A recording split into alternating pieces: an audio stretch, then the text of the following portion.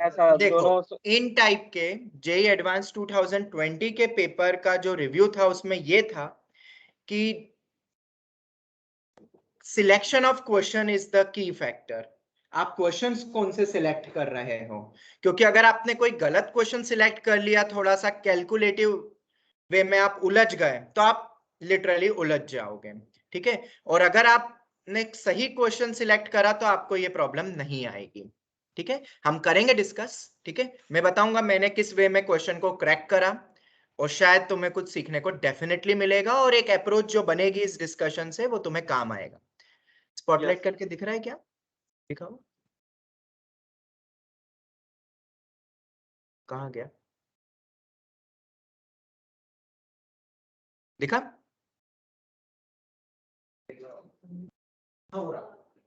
हाँ, इतने सारे नाम होते हैं ना, सच में दिखती ही नहीं चीजें।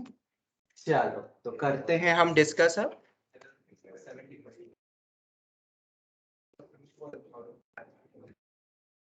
एडवांस 2020 पेपर 1, जो एक क्वेश्चन दिया था वो हम बाद में कर लेंगे डिस्कस। ठीक है, वो तो करना ही है, पर आज हम पेपर 1 डिस्कस करेंगे। ठीक है, पेपर जो एक्चुअल जेई की साइट पर है मैं वो ही पेपर उठा रहा हूँ। ठीक है, क्योंकि वो ही सही बोला जाएगा, कहीं ना कहीं कुछ एराटा नहीं होगा। फिर तुमने भी शायद वहीं से पेपर दिया हो तो बेटर है। जब भी कोई पेपर अटेम्प्ट करना हो पीवाईक्यू का, तो वहीं से ही करा करो। हमने ये पहले भी डिस्कस करा है, क्योंकि हमें बहुत सारी गलतियां मिली है एक्स इंस्टीट्यूट, जो भी जहां से भी पेपर से कॉपी होता है उससे। ठीक है, कुछ ना कुछ गलतियां रहती है, और इसमें फॉर्चुनेटली आंसर्स भी नहीं थे।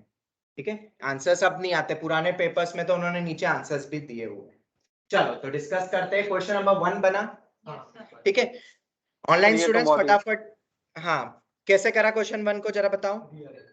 सर, ये रीअरेंज, अलजेब्रा अरेंज किया और वैल्यू रख बिल्कुल। दी। हमने शायद कल ही डिस्कस करा था इसी लॉजिक के ऊपर, और मैंने तुम्हें बताया भी था कि प्योर क्वाड्रेटिक पे क्वेश्चन आता है, हर साल आ रहा है।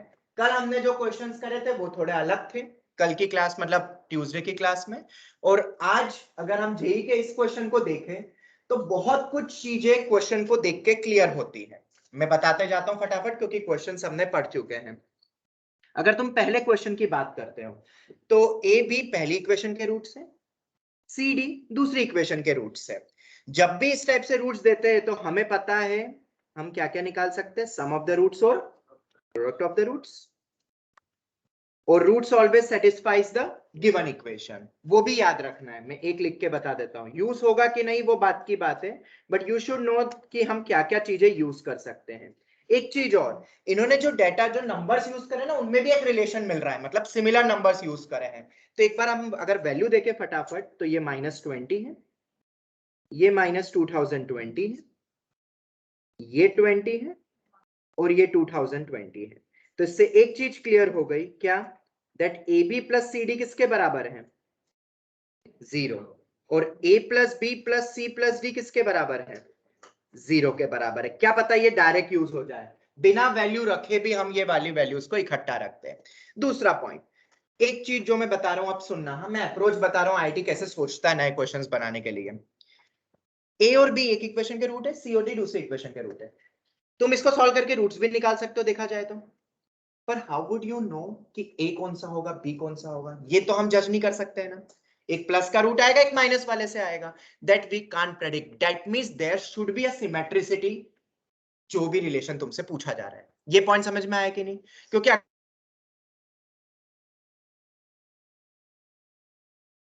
माने तो जब भी ऐसा क्वेश्चन आता है, ये भी अलग से स्पेसिफाई नहीं करा है, तो जो भी चीज पूछी जाएगी there will be a symmetricity. और सिमेट्रिसिटी लॉजिक अपन ने कई बार यूज करा है, मैंने यहाँ तक कि तुम्हें तो वेक्टर्स में भी बताया था। कई कई क्वेश्चन अपन एनालिटिकली क्रैक कर लेते हैं।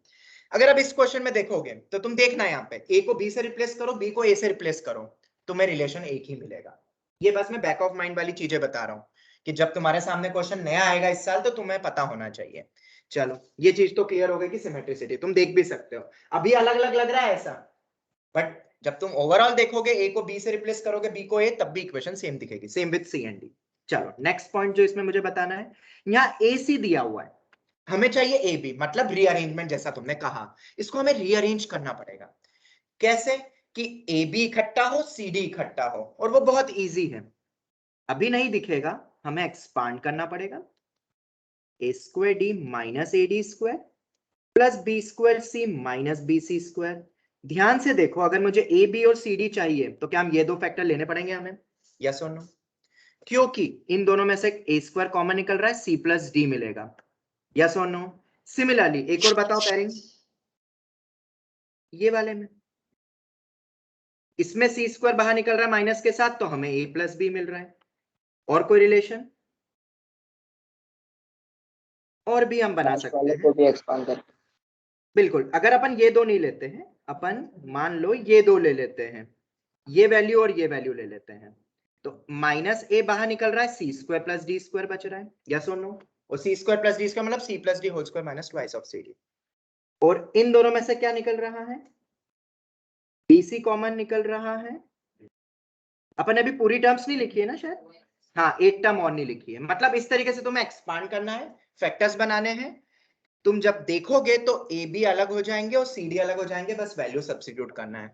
और वो भी जरूरत नहीं पड़ेगी तुम्हें आधे समय पे। पता है क्यों? क्योंकि ये डायरेक्ट बनेंगे एक्सप्रेशंस और ये वैल्यू जीरो है। जब मैंने कैलकुलेशन करी थी तो ये मुझे मिला, तो कर लोगे। और इस क्वेश्चन में बताने जैसा कुछ नहीं है। ऑनलाइन स्टूडेंट्स, किसी को और कोई डाउट? हो जाएगा सबसे? आंसर आता है 1 Yes, sir. 0। ठीक है, जो लॉजिक था वो मैंने बता दिया है कैसे करना है। Roots always satisfy the given equation, उससे भी कुछ मिल सकता था, बट वो ऐसा कुछ यूज हुआ नहीं यहाँ पे, क्योंकि कोफिशिएंट सबके 1 है। 20 या 2020 कुछ होता तो हम वो भी यूज कर सकते थे इक्वेशंस। चलो सेकंड क्वेश्चन पे आते हैं। ये बन गया, ठीक है। हमने बहुत सारे 1 1 ऑन 2 के क्वेश्चंस करे हैं। हो सकता है तुमने जो भी थिंक करा हो, मैं अपना एक वे फिर से बताता हूँ यहाँ पे एनालिटिकली। क्वेश्चन को ऑब्जर्व अगर तुम करोगे, ठीक है, 1 1 ऑन 2 पता करना है। जनरली हम इवन फंक्शन ऑड फंक्शन में 1 1 ऑन 2 बहुत इजीली कमेंट कर लेते हैं, सबको पता है ये चीज, ठीक है। बहुत सारे रिलेशन हमने डायरेक्ट क्लास में पढ़े हैं। क्या ये हमें एक इवन फंक्शन दिखता है? देखना, मैंने इवन ऑड से क्रैक करा इस पूरे क्वेश्चन को। ये ऑड है, तो इवन इंटू ऑड ऑड होगा, मतलब ये एक ऑड फंक्शन है। और जीरो पे वैल्यू कितनी है? 0। मतलब जो पोर्शन यहाँ पे दिखेगा हमें, अगर यहाँ दिखता है हमें, और x की वैल्यू 1 2 3 4 तुम डाल के भी देख सकते हो, x is always greater than और equal to sin x, you know very well, ठीक है। तो ग्राफ ऊपर दिखेगा पूरा, और वही ग्राफ नीचे दिखेगा। यस और नो? मतलब ग्राफ फर्स्ट और थर्ड में सेम रहेगा। मैं सिर्फ 0 प्लस में देखने वाला हूँ ग्राफ को, मैं रफ डायग्राम बनाने की कोशिश कर रहा हूँ, उसी से 1 1 ऑन 2 क्रैक कर, और वही ग्राफ 0 माइनस में भी होगा। ऑनलाइन स्टूडेंट्स, इतना समझ आता है कि नहीं? जवाब दो। Yes, sir. चलो नेक्स्ट पॉइंट। 0 पे वैल्यू तो 0 है, और तुम्हें पता है ऑड फंक्शन में अगर 0 पे डिफाइंड है तो 0 ही होना चाहिए। ये भी हमने एक पॉइंट पढ़ा है। अगर फंक्शन कुछ अननोन होता तो अपन वो बोल सकते थे f of 0 equal to 0, क्योंकि ऑड है। दूसरा पॉइंट, हम 0 प्लस में देखते हैं बस ग्राफ को, क्योंकि हमें पता है 0 माइनस में कैसा बनेगा। मतलब ये x into x minus sine x है, x माइनस साइन एक्स है, ठीक है। ये हम 0 प्लस में बात कर रहे हैं, ठीक है। ध्यान से देखना, ये एक पॉजिटिव फंक्शन होगा ना, नॉन नेगेटिव भी बोल सकते हो। 0 प्लस में बात कर रहे हैं अपन, ये भी पॉजिटिव होगा, तो ओवरऑल वैल्यू पॉजिटिव होगी। मतलब इधर अपना फंक्शन हमेशा पॉजिटिव है, दिस यू नो, ठीक है। दूसरा पॉइंट, दो चीज का प्रोडक्ट क्या होता है? fx इंटू जी एक्स। अगर कभी ऐसा फंक्शन तुम्हें देते हैं, मैं चीजें रिकॉल करवाऊंगा तुम्हें हर क्वेश्चन से, ठीक है, क्योंकि अब तुम्हें नए क्वेश्चंस मिलेंगे। अगर मुझे इसका इंक्रीजिंग डिक्रीजिंग पता करना हो, ठीक है, एच एक्स का, दो के प्रोडक्ट का, तो कैसे लिखते हो तुम? एफ डैश एक्स इंटू बोलो G of X plus F X into G dash X. क्योंकि कभी कभार एनालिटिकल क्वेश्चन भी आते हैं, और इस पेपर में आया, इस पेपर 1 में हम करेंगे वो डिस्कस, इसलिए मैं ये चीजें बता रहा हूँ। अगर मुझे ओवरऑल इस पे कमेंट करना है तो वो इन वैल्यूज पे कमेंट करना पड़ेगा। yes, तुम ध्यान से देखो, x ग्रेटर देन 0 में, ये तो x ही ना, इसका डेरिवेटिव 1 होता है, मतलब ये हमेशा स्ट्रिक्टली इंक्रीजिंग है, ये पॉजिटिव होगा।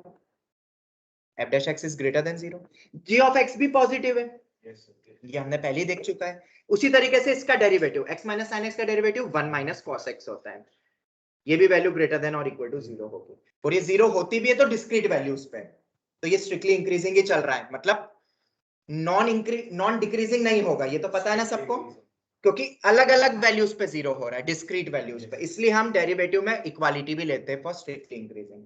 ये हमने बहुत डिटेल में एक पॉइंट पढ़ा हुआ है पहले, ठीक है, जो यहाँ काम आ रहा है। क्योंकि अगर ये बीच में कांस्टेंट भी हो जाएगा तो फिर तो मैनी वन हो जाएगा ना, पर ये स्ट्रिक्टली इंक्रीजिंग है। ये ओवरऑल वैल्यू से हमें ये समझ में आ गया कि इस फंक्शन का डेरिवेटिव ग्रेटर देन और इक्वल टू 0 होगा, मतलब ये फंक्शन क्या होगा, स्ट्रिक्टली इंक्रीजिंग। ये समझ में आ गया। पॉजिटिव फंक्शन का भी यूज हुआ है यहाँ पे, फंक्शन की साइन क्या है और उसके डेरिवेटिव।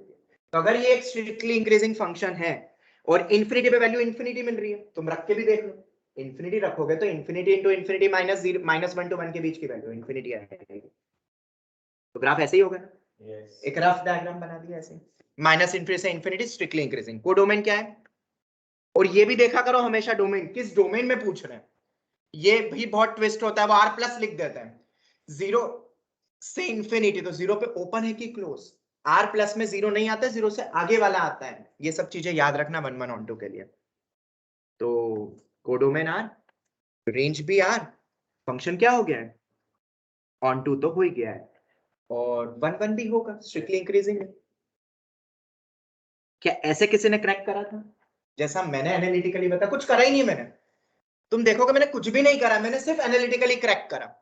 शायद इस टाइप की ही अप्रोच के लिए आईआईटी ने दिया हो, शायद तुमने स्टेप्स थोड़ी ज्यादा ले ली हो जो कि यहाँ रिक्वायरमेंट नहीं थी। मैं बता रहा हूँ कैसे टाइम मैनेज करना है ऐसे पेपर्स में, ठीक है। ऑनलाइन स्टूडेंट सबको क्लियर है, किसी को कोई डाउट? Yes sir. ठीक है, मैंने तुम्हें कहा भी है जब मैं अगर पीवाईक्यू डिस्कस करूंगा तो मेरे पीवाईक्यू का डिस्कशन का तरीका ही अलग होता है और तुम बहुत सीखोगे, इतना कि पूछो मत, बहुत कुछ सीखने को मिलेगा। तो थर्ड क्वेश्चन पे आता है, इसलिए तो मैं स्ट्रेस देता हूँ पीवाईक्यू आर इंपॉर्टेंट। पर क्यों इंपॉर्टेंट वो क्वेश्चन नहीं आएगा, पर इससे रिलेटेड जो चीजें पढ़ी ये काम आ जाएगी तुम्हें इस साल। थर्ड पे आते हैं, बहुत लंबा क्वेश्चन लग रहा है देख के तो, क्योंकि दो अलग अलग फंक्शन, कितने पेचीदा फंक्शन है, इसको भी पर अब करना तो है हमें ट्राई। देखते कैसे मैंने कैसे क्रैक करा। जब भी इस टाइप के फंक्शंस पे क्वेश्चन आता है तो सबसे पहले तुम्हें दिया हुआ है किसके बीच का एरिया लेना है, x इक्वल टू 0 मतलब y एक्सिस,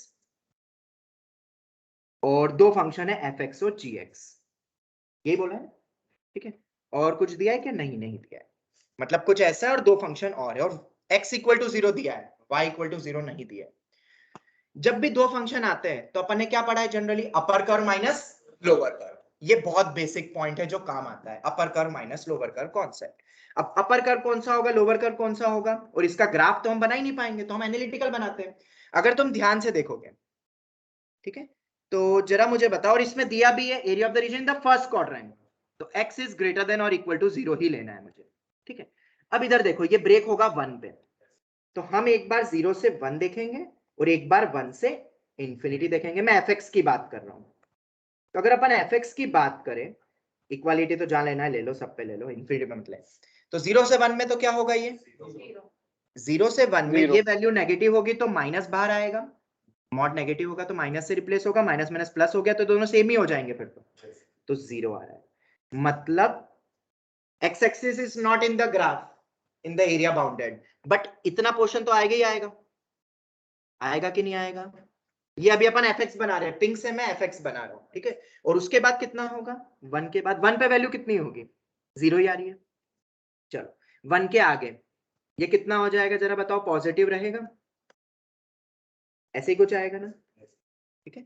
तो अगर अपन e raise to x minus 1 को थोड़ी देर के लिए t बोले तो t minus 1 by T type का रहेगा, ठीक है। अब t माइनस 1 बाई टी भी मैंने तुम्हें बताया, पर यहाँ पे e रेस टू में है, ठीक है। तो ध्यान से देखना, अगर एक आध कोई वैल्यू रखो, एक आध कोई वैल्यू रखो, पॉजिटिव आ रही नेगेटिव आ रही, कैसी होगी, 1 के आगे रखना है बेटा, मतलब ऐसे 1 के आगे, उसी में तो डिफाइंड है e raise to x minus 1, तुम देख लेना वैल्यू पॉजिटिव आ रही है, वो तो तुम देख लोगे ना, 1 से बड़ी वाली वैल्यूज पे ये वैल्यू पॉजिटिव आएगी, तुम रख के भी देख सकते हो। मैंने मान लो 2 ही रखा तो E square minus 1 by E square positive होता है, तो ग्राफ कुछ बढ़ रहा है, ऐसा कुछ जा रहा है, एक रैंडम बनाया, ठीक है। ये कोई ब्लैक अभी हमारे रिलेशन में नहीं है, इस ब्लैक वाली लाइन, पिंक रेड। अब आते हैं अपन जीएक्स पे, तो जीएक्स पे अगर अपन देखते हैं तो 0 पे वैल्यू कितनी है, 1, 0 पे वैल्यू कितनी है, 1 आएगी, 0 पे वैल्यू 1 आ रही है, सही sir, e plus 1 by e by 2 आ रहा है, ठीक है, e प्लस 1 बाई e होगा ना, बाई 2, 1 पे वैल्यू कितनी आ रही है, 1 पे, उस पे 1 आ रही है, तो 1 पे वैल्यू 1 है, इसके पहले ऊपर जाए नीचे जाए जो भी रहे, एक रफ फिगर बना रहा हूं मैं। इसके बाद कट आएगा कि नहीं, क्योंकि हमें तो ये आगे जब तक कट नहीं आएगा तो बाउंडेड फिगर ही नहीं होगा। अभी तक मेरे पास एक लाइन है, ये ऐसा है, ये ऐसा है, और एक ऐसा चला है, अभी तक तो ये अनबाउंडेड है, मतलब कहीं ना कहीं तो कट आना ही चाहिए, कोई पॉजिटिव इनपुट। और कितने कट आएंगे वो भी देखना है, और जनरली एक ही कट होगा, तभी तो एक बाउंडेड फिगर होगा जनरली। तो क्या इन दोनों को सॉल्व कर सकते हो? तो करो सॉल्व। Yes. और सॉल्व करने के लिए भी कट किस में आएगा? 1 से बड़ी वाले में कट आएगा, 0 से 1 में कोई कट नहीं आ रहा है, तो 1 से बड़े वाले में आएगा, तो हम ये प्लस से रिप्लेस होगा मोन, ये वैल्यू और ये वैल्यू, इन दोनों को देखना है। तो थोड़ी देर के लिए रेज़ टू x - 1 को क्या मान लो? t मान लो। सॉल्व करो, कितना आता है किसी को पता है पॉइंट? 1 plus log root 3.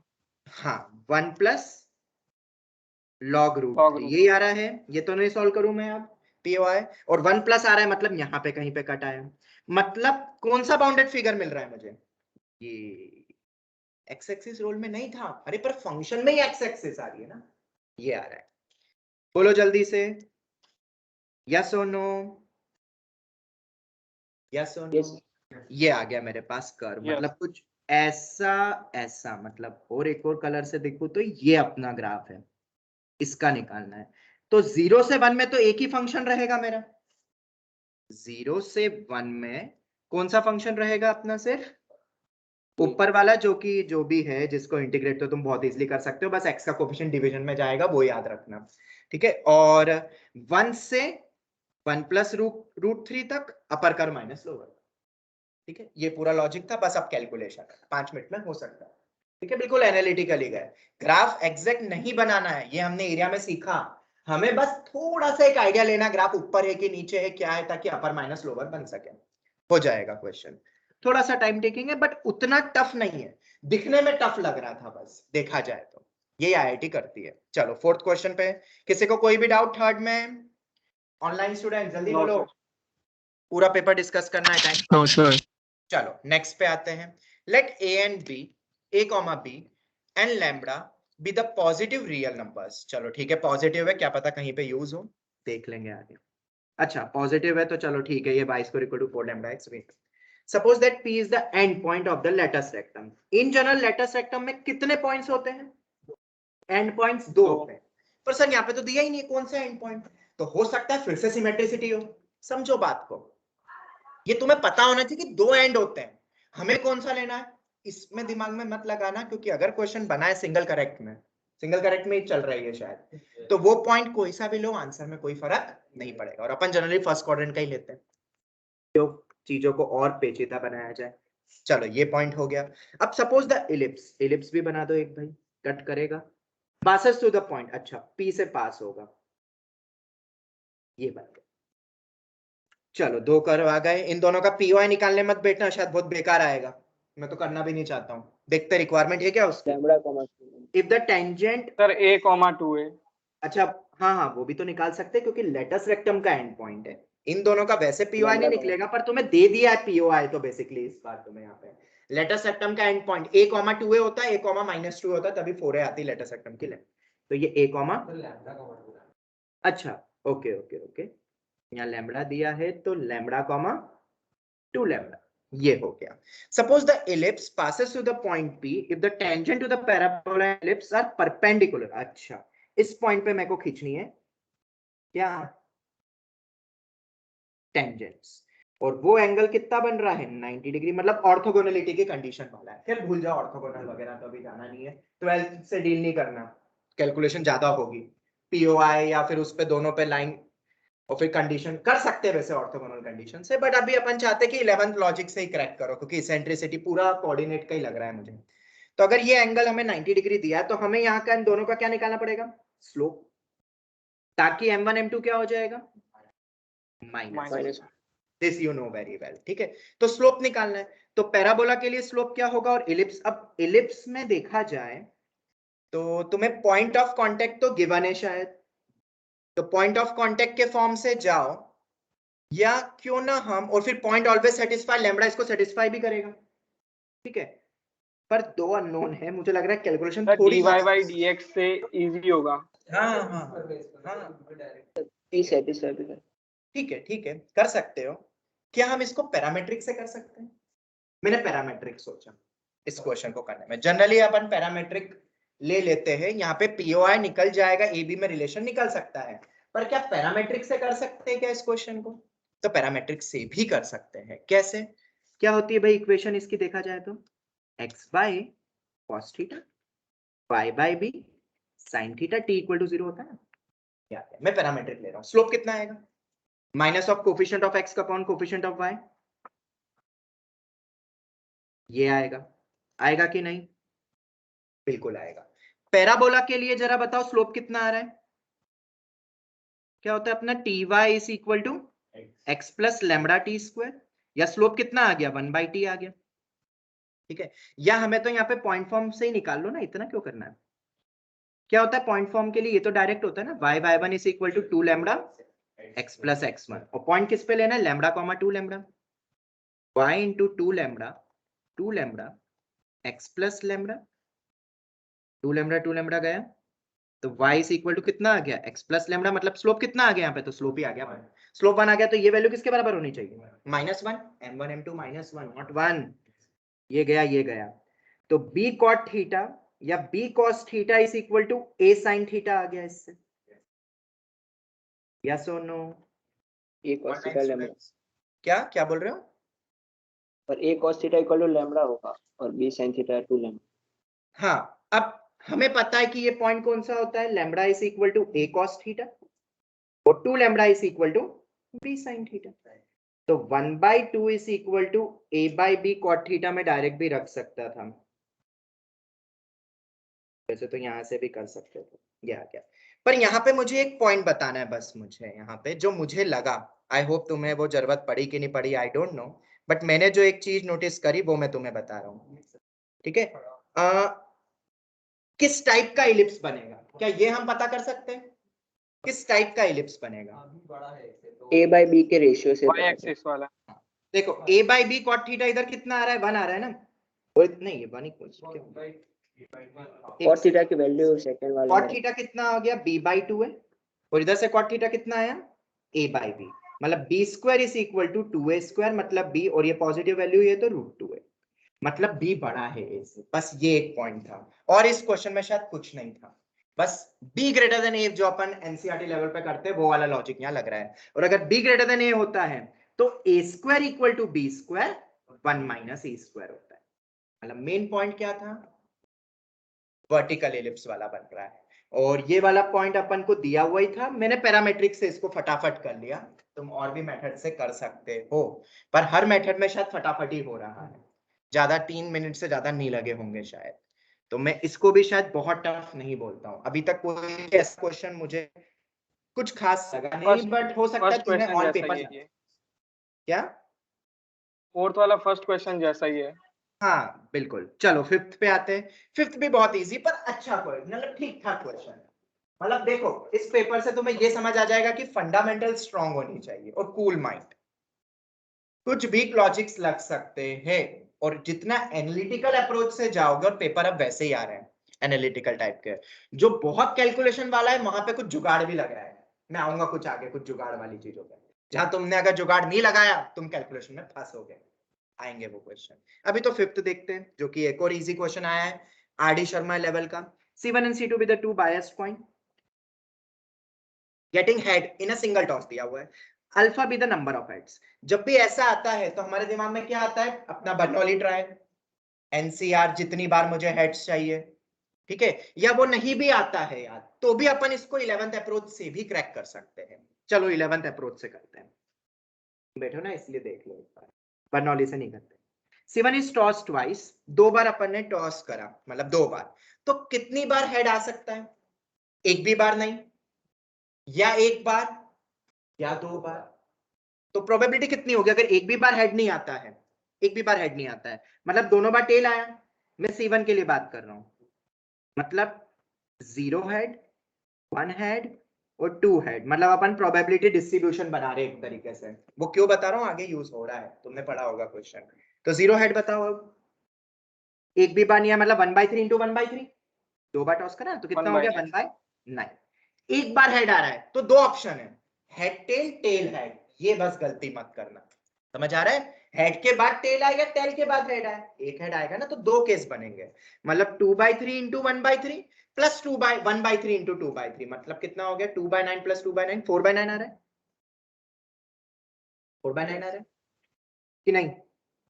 यही आएगा ना? हाँ सर। अरे दो हेड चाहिए मुझे, एक हेड चाहिए। क्वेश्चन तो पढ़ना पड़ेगा ना, ये मैंने थोड़ा ना टाइम है मेरे पास। टेल हेड या टेल हेड टेल, हेड की प्रोबेबिलिटी 2/3। हेड नहीं, अभी पूरा C1 का चल रहा है, C2 पे जाना ही नहीं है। हेड नहीं आए मतलब टेल आए मतलब 1/3, 2/3 इंटू 1/3, और ये 1/3 इंटू 2/3, 2/9 प्लस 2/9, दोनों हेड आए। हेड मतलब 2/3 इंटू 4/9, ये आ गई प्रोबेबिलिटी। ठीक है, ऐसे C2 की भी बता दो फटाफट। C2 का बताओ कितनी प्रोबेबिलिटी? 1/3 है, तो 0 हेड होगा तो 2/3 4/9, 1/3 2/3 2, ये तो 4/9 ही रहेगा, और ये 1/9। देख लो यही आ रही हो, C1 और C2 लिख लिया। अब क्वेश्चन में क्या बोला है फेवरेबल वो देखते हैं। Be with the number of heads, ये तो हो गया, ये अपना बीटा बता रहा है, ये मेरा अल्फा बता रहा है। ये जो दोनों है वो रूट्स है किसके? इस पॉलिनोमियल के। बट तुम्हें दे दिए रियल एंड इक्वल, लगाओ time class 10th approach, d equal to 0। यही होता है ना रियल एंड इक्वल का, मतलब b square equal to 4ac, मतलब alpha square is equal to 4 times of beta, यही होगा। तो इसमें कौन से ऑप्शंस में दिख रहा है तुम्हें? कौन सा कॉम्बिनेशन लोगे कि अल्फा का स्क्वायर 4 बीटा के बराबर आ रहा है? बस वो वाला ले लो, 2,1 अपना आंसर आ जाएगा। कौन कौन सा आ रहा है बोलो? 2,1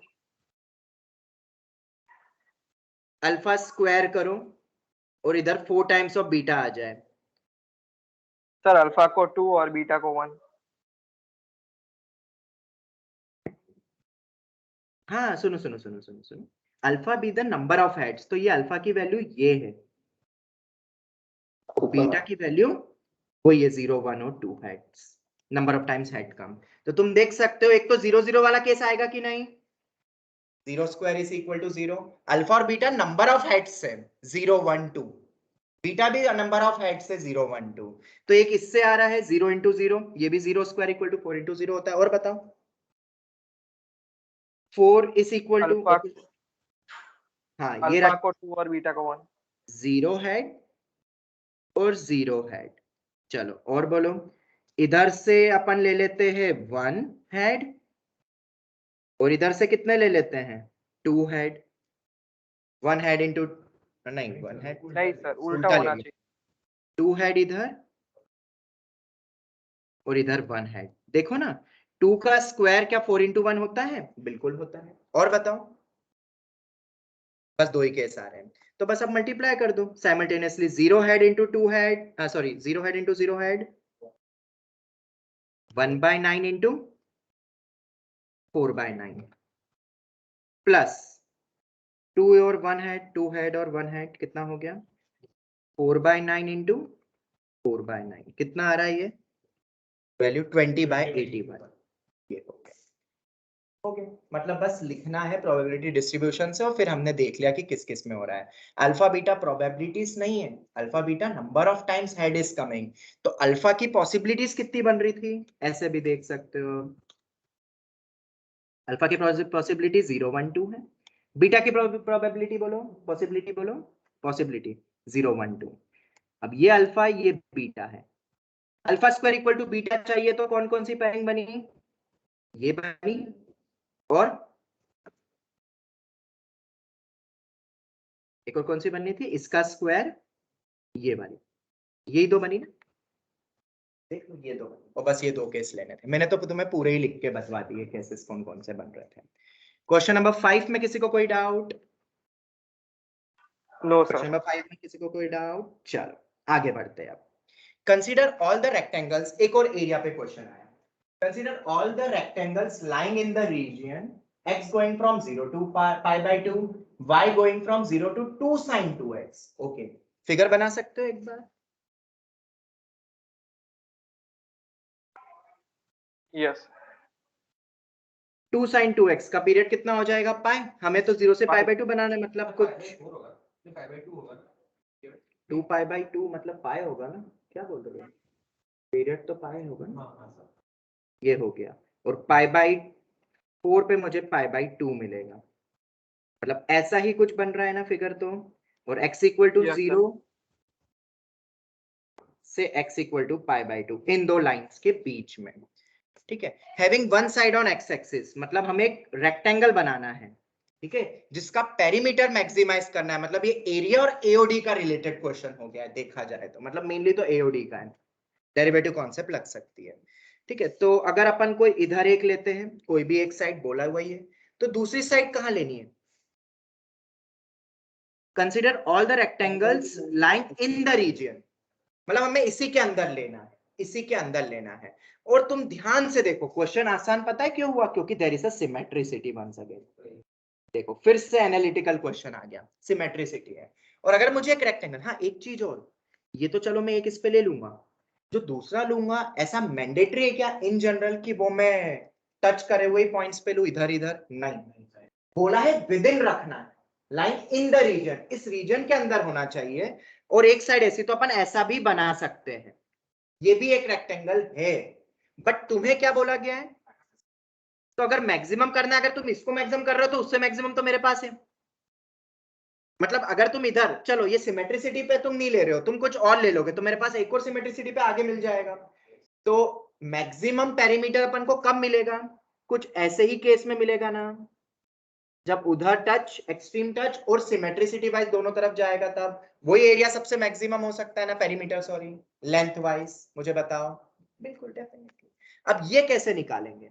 तो इसको निकालने के लिए मुझे बताओ, अगर एक पोर्शन को भी मैक्सिमाइज कर दूंगा तो ओवरऑल मैक्सिमाइज ही हो जाएगा, सिमेट्रिकल है। तो अब इसको कैसे अपन करेंगे? तो तुम कोऑर्डिनेट्स एंड ऑल ले सकते हो, मैंने कैसे करा वो मैं तुम्हें बताता हूँ। देखो इसको नाम दे दे, नेमिंग कर दे कुछ। ये हो गया अपना डी, ए, डी, और इसको दे देते सी, ए बी सी डी, ये दे दिया। ठीक है, मुझे बताओ ये जितना भी पोर्शन आगे गया होगा, मान लो थीटा पाई बाय 4 से आगे, उतना ही ये पीछे गया होगा थीटा। ये समझ आता है कि नहीं? सभी से पूछ रहा हूँ, इतना समझ आता है कि नहीं? जितना थीटा पीछे, यस और नो? चलो ठीक है, मतलब इसके कोऑर्डिनेट्स कितने हो जाएंगे? पाई बाय 4 प्लस थीटा, तो ये कितना होगा? पाई बाय 4 माइनस थीटा। एनालिटिकली हमने देखा।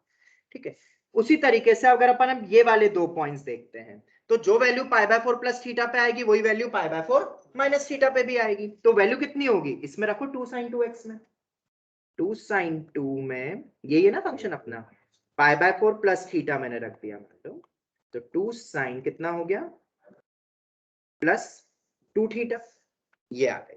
तो ये वैल्यू भी मुझे मिल गई, ये वैल्यू भी मुझे मिल गई। पेरीमीटर कितना हो जाएगा? एडी का ट्वाइस प्लस एबी का ट्वाइस। अरे सेम ही है ना, ऑपोजिट है, रेक्टेंगल है, तो ट्वाइस को तो फिर बाहर भी कर सकते हैं। ठीक है, और ये लेंथ कितनी आ जाएगी इन दोनों का डिफरेंस? 2 थीटा। ये लेंथ 2 थीटा, इसका डबल 2 टाइम्स ऑफ, और एक 2 और है 4 times of sine pi by 2 plus 2 theta क्या होता है? cos 2 theta. cos 2 theta. मतलब देखा जाए तो 4 थीटा प्लस 4 cos 2 थीटा को मैक्सिमाइज करना है, यस और नो? तो इसके लिए हम क्या करेंगे? dp बाई डी थीटा निकाल लेंगे, और तुम कर सकते हो ना? ठीक है, हो जाएगा, बताओ जल्दी सभी बच्चे बोलो। Yes sir. ठीक है, और ये थीटा एट मोस्ट कितना जा सकता है वो भी पता होना चाहिए, थीटा के बाउंडेशन कितने होंगे। तो थीटा का बाउंडेशन बताओ कितना हो जाएगा? ठीक है, पाई बाय 4 से माइनस पाई बाय 4 पीछे की तरफ, वो देख लें। और अगर अभी अपन ये वाला ले रहे तो मतलब 0 से पाई बाय 4 ले लो बेसिकली, तो अब तो तुम निकाल ही लोगे। ठीक है, इक्वल्स टू क्या करोगे? Derivative 4 minus 8 cos 2 theta is equal to 0 से इक्वेट करोगे तो cos 2 थीटा किसके बराबर आ जाएगा? 1/2। सर और याद रखना है थीटा पाई बाय 4 से ज्यादा। क्या डिफरेंशिएट किया तो sin 2 थीटा। हाँ हाँ, sin 2 थीटा, और sin 2 थीटा हाफ के बराबर आ रहा है। पाई बाय 4 से छोटे में कब होगा देख लो, कौन सा एंगल आ रहा है theta? sin 2 theta equal to sin half, कब होता है हाफ? अगर पहला एंगल देखो तो पाई बाय 6 पे, मतलब पाई बाय 12। पर ऐसे तो और भी एंगल्स हो सकते हैं, तो ऐसे और एंगल्स देख लेना, पर जो इंटरवल पाई बाय 4 से छोटे में होगा वही अपन को थीटा लेना है। चलो क्लियर हो गया सबको? यही आएगा शायद एंगल। ठीक है, मैंने इस तरीके से करा, हो सकता है तुमने कोई और मेथड करी हो, और ये मेथड समझ में आ गई, ठीक है। कैलकुलेशन कम, एनालिटिकल अप्रोच ज्यादा लग रही है, तुम फिर से देखोगे, मतलब सोचना ज्यादा पड़ रहा है, कैलकुलेशन कम पड़ रही है।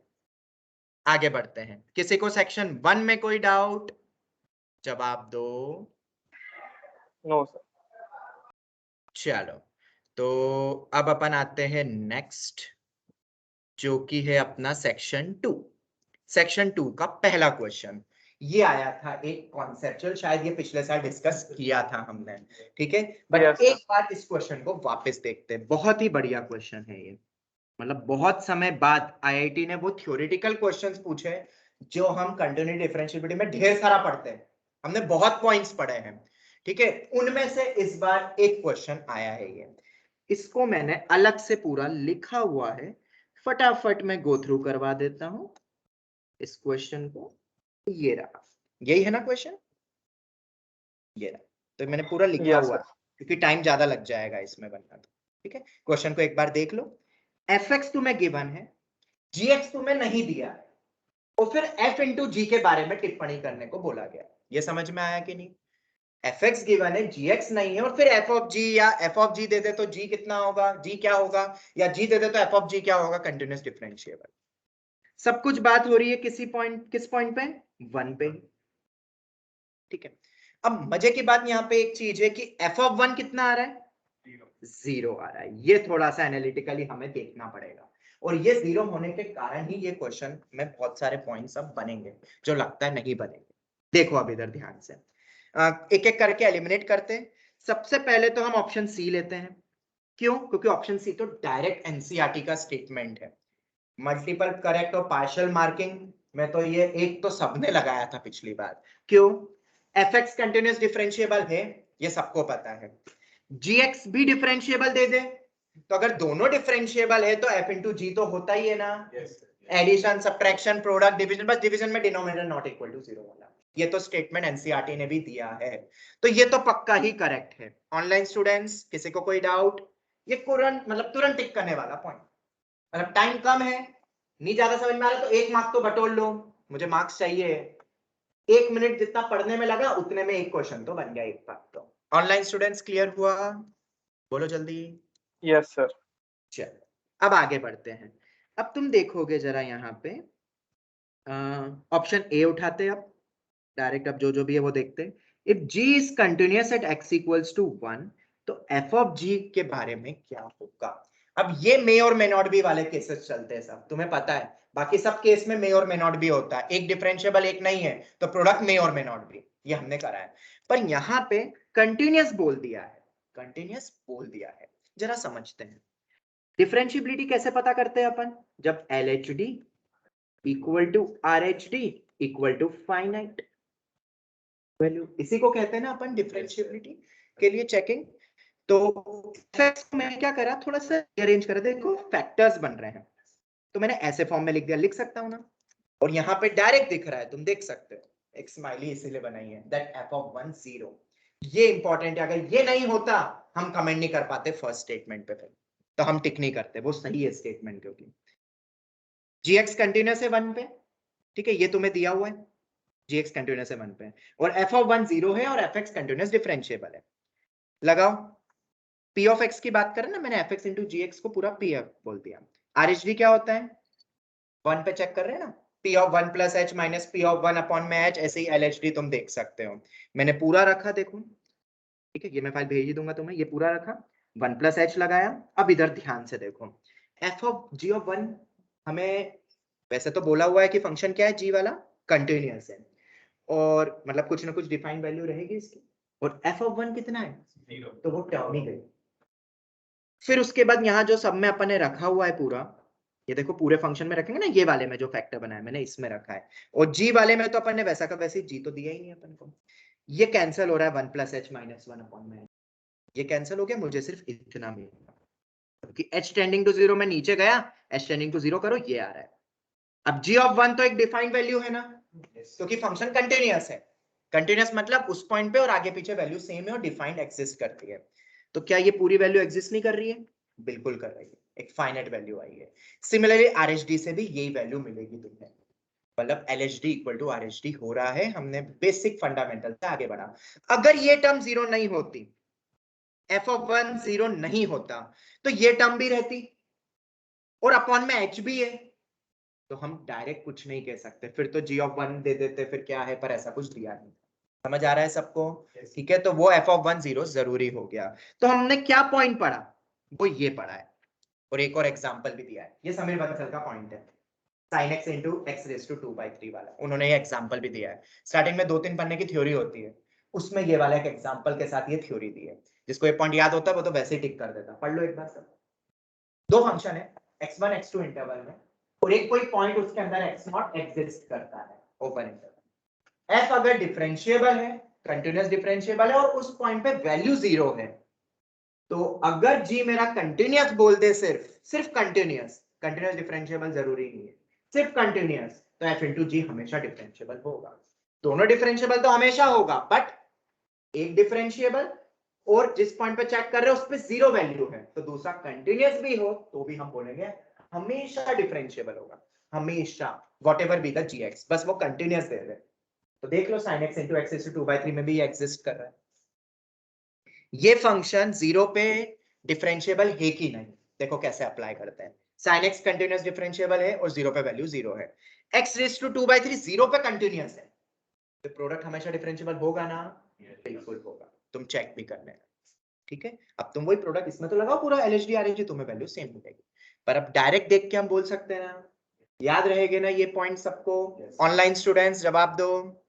Yes sir. ठीक है, अब उसके बाद दो ऑप्शन और हैं, बहुत सारे एग्जांपल से हम उसको, हाँ एक चीज सुनना, BOD f into g is differentiable at x equals to 1। ध्यान से समझना, f कंटीन्यूअस डिफरेंशिएबल है, fg भी डिफरेंशिएबल है, तो क्या g का कंटीन्यूअस होना मैंडेटरी होगा? जरूरी नहीं। मतलब तुमने पढ़ा भी, एक कंटीन्यूअस हो एक डिसकंटीन्यूअस हो तो ओवरऑल मे और मे नॉट भी होता है, तो ओवरऑल दे दिया है तो एक मे और मे नॉट भी चलता है, और इसी का एग्जांपल मैं तुम्हें बता रहा हूं। और अगर ये बताओ, अगर बी गलत है तो डी भी पक्का गलत होगा ना? अगर बी गलत है तो डी पक्का गलत होगा कि नहीं होगा? क्योंकि अगर कंटीन्यूअस ही नहीं है तो डिफरेंशिएबल भी नहीं होगा।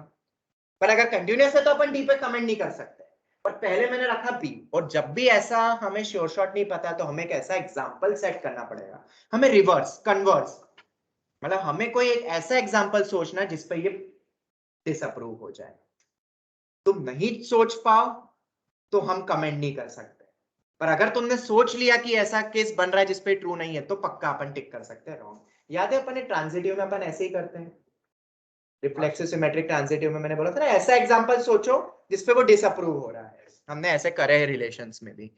तो BOD में जरा देख लो, अब ये रहा मेरे पास एक एग्जांपल तुम्हारे सामने, fx तो गिवन है, gx मैंने ऐसा लिया है जो कि डिसकंटीन्यूअस है, पर f into g continuous differentiable है। देख लो, और बहुत इजी सा एग्जांपल लिया है रे, 1 पे चेक कर रहे हैं ना, जब 1 नहीं है तो 1, और 1 पे वैल्यू क्या है 0, मतलब कुछ ऐसा हो गया ना, ये ऐसा removable type of discontinuity, LHL RHL same है पर उस पॉइंट पे वैल्यू 0। ठीक है, ऐसा कोई केस है, मतलब डिसकंटिन्यूअस ही है फंक्शन, पर देखो f into g डिफरेंशिएबल आपका, करो मल्टीप्लाई, fx तो गिवन ही है, व्हेन नॉट इक्वल टू 1 तो 1 से मल्टीप्लाई होगा, और जब 1 है तो एग्जैक्ट वैल्यू 0 हो गई है। देखो 1 पे ये वैल्यू कंटीन्यूअस भी है, डिफरेंशिएबल भी है, ये तो तुम्हें पता ही है, तुम करके भी चेक कर सकते हो। ठीक है, क्लियर हुआ कि नहीं? कि तो हमारे पास एक ऐसा एग्जांपल है। कोई डाउट किसी को ऑनलाइन स्टूडेंट्स? तो BOD दोनों इनकरेक्ट होगा, क्योंकि उन्होंने तो क्या कहा था, अगर FG डिफरेंशिएबल है तो G का कंटीन्यूअस होना जरूरी है? नहीं नहीं, बिल्कुल जरूरी नहीं, हमने एक एग्जांपल लिया 1-0 करके, बहुत छोटा सा एग्जांपल लिया। ठीक है, एनी डाउट ऑनलाइन स्टूडेंट्स, किसी को कोई doubt?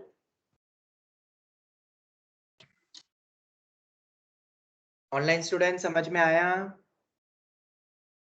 Yes sir. Yes sir.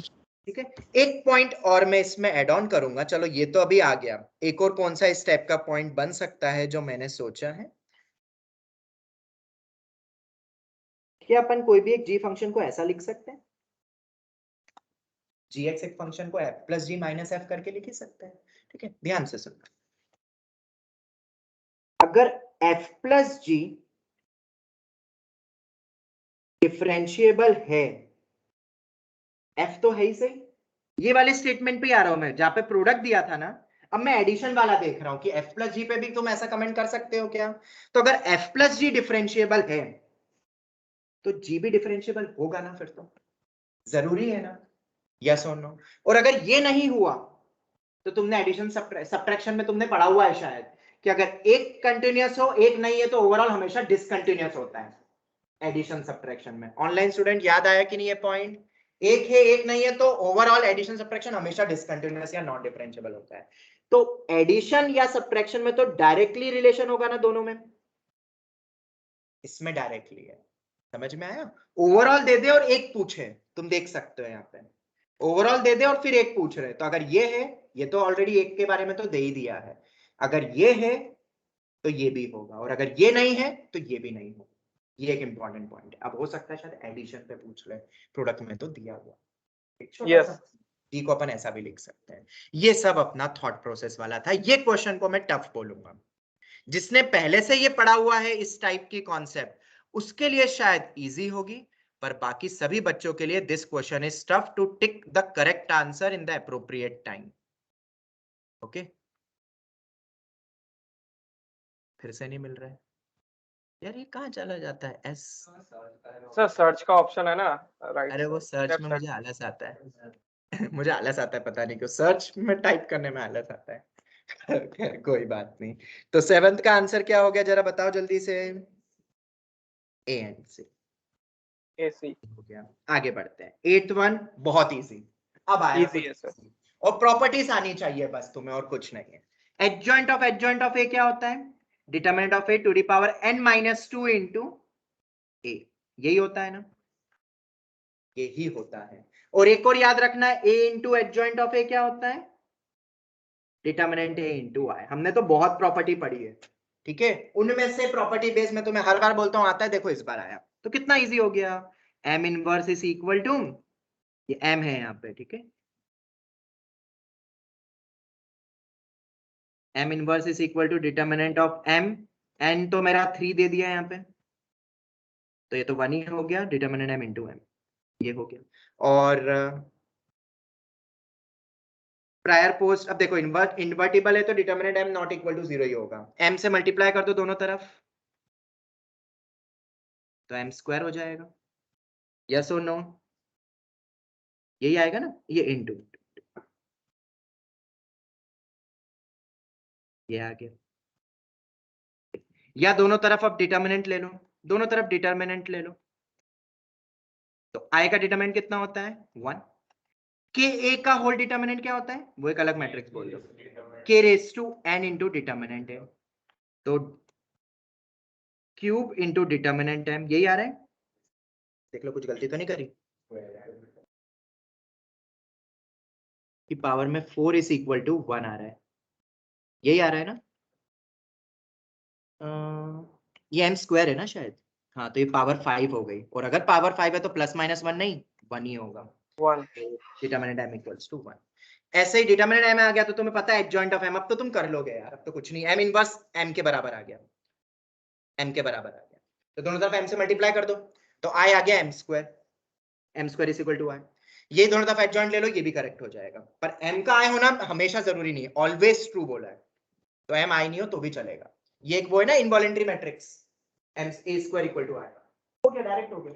ये एक इजी क्वेश्चन आया, प्रॉपर्टी बेस्ड, एकदम लॉजिकल, मतलब थ्योरी अच्छे से बस स्ट्रॉन्ग रखो, पेपर बिंदास तुम जाके दे सकते हो। फिर क्वेश्चन नंबर 9, अब ये वाला क्वेश्चन देखा जाए तो पूरा इनइक्वालिटी बेस्ड लग रहा है ना, पर इसमें दिक्कत क्या है कि यहाँ पे ये वाला दिया और इसकी ज्योमेट्री तो हमने पढ़ी नहीं है, z square plus z plus 1 की हमने ज्योमेट्री नहीं पढ़ी है, ना इसको ज्योमेट्री क्रैक कर सकते हैं अपन, तो ट्रायंगुलर इनइक्वालिटी तो यूज कर ही सकते हैं अपन, mod z1 plus mod z2 is always greater than equal to mod of z1 plus z2, z1 mod of z1 minus mod of z2, वो वाली प्रॉपर्टीज जो एनसीईआरटी आरडी में भी गिवन है, ट्रायंगुलर इनइक्वालिटी वाली, उससे क्रैक कर सकते हैं क्या? हाँ जी हाँ, देखते हैं। बट इसमें अगर तुम देखोगे तो एक जो आखिरी ऑप्शन है, आखिरी ऑप्शन क्या है?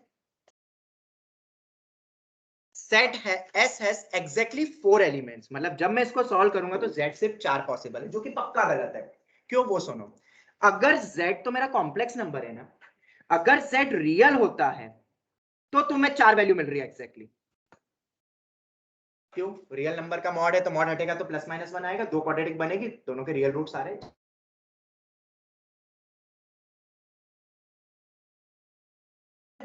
तो ये जो भी कॉम्प्लेक्स नंबर है इसका मॉड 1 होना है, मतलब e raise to iota theta type का होगा ना ये वैल्यू। अरे r e raise to iota theta होता है ना यूलर फॉर्म, r तो 1 है तो थीटा तो बहुत सारे पॉसिबल है, ऐसे बहुत सारे थीटा में ले सकता हूं। अरे ले सकता हूं ना। एक सर्कल पे z square plus z plus 1 लाई कर रहा है, तो अगर एक सर्कल पे z square plus z plus 1 लाई कर रहा है तो बहुत सारे पॉसिबल है उनकी वैल्यू, और उसके करस्पॉन्डिंगली z तो और पॉसिबल होंगे, और ये थीटा कितने पॉसिबल है? इनफाइनाइट। एक सर्कल में कितने एंगल्स पॉसिबल है? Infinite angle. अरे जरा से 0 डिग्री से 1 डिग्री में भी इनफाइनाइट पॉसिबल है। ठीक है, तो ये वाला गलत होते हुए आंसर क्या होना था? इनफाइनाइट होना। अगर प्योरली रियल दे देते साइड में ऐसा कॉमा करके for z belonging to real number तो करेक्ट होता। तब तक रियल नंबर की तरह सॉल्व करो, मॉड हट जाएगा प्लस माइनस करके। समझ आया कब सही होता कब नहीं? तो ये तो पक्का गलत। यस। अब ट्रायंगुलर इनइक्वालिटी आ गई। ए और सी बहुत कुछ सिमिलर है और हमने करा भी है। जब भी क्वाड्रेटिक दिखे कंप्लीटिंग होल स्क्वायर, और कंप्लीटिंग होल स्क्वायर में हाफ आता है। अरे दिख रहा है z प्लस हाफ, देख लो कंप्लीटिंग होल स्क्वायर काम आ रहा है यहाँ पे भी। मैं तुम्हें बार बार वो चीज कहता हूँ, याद रखो बच्चा, याद रखो। z प्लस हाफ का होल स्क्वायर प्लस 1/4, ये कितना हो गया? 3/4। बोलो यही आएगा? बिल्कुल यही आएगा, यही आएगा ना। अब मॉड को स्प्लिट कर दो, यू नो वेरी वेल, इस पूरे को कैपिटल Z बोल दो। ठीक है, तो कितना हो रहा है?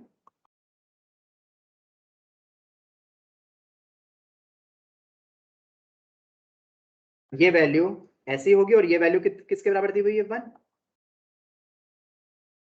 Mod of Z1 plus mod of Z2 वाला लगाया, और 1 माइनस 3/4 और ये स्क्वायर है तो उधर जाके प्लस माइनस नहीं, माइनस इन्फिनिटी से माइनस लिखेंगे, बट ये तो पॉजिटिव वैल्यू है, मतलब यही आएगा। अरे आगे सॉल्व करूं क्या? डायरेक्ट अंडर रूट लेना है, और मॉड है तो नेगेटिव वाला देखना ही नहीं, वरना माइनस इन्फिनिटी से माइनस रूट है, यूनियन रूट है से इन्फिनिटी होता है।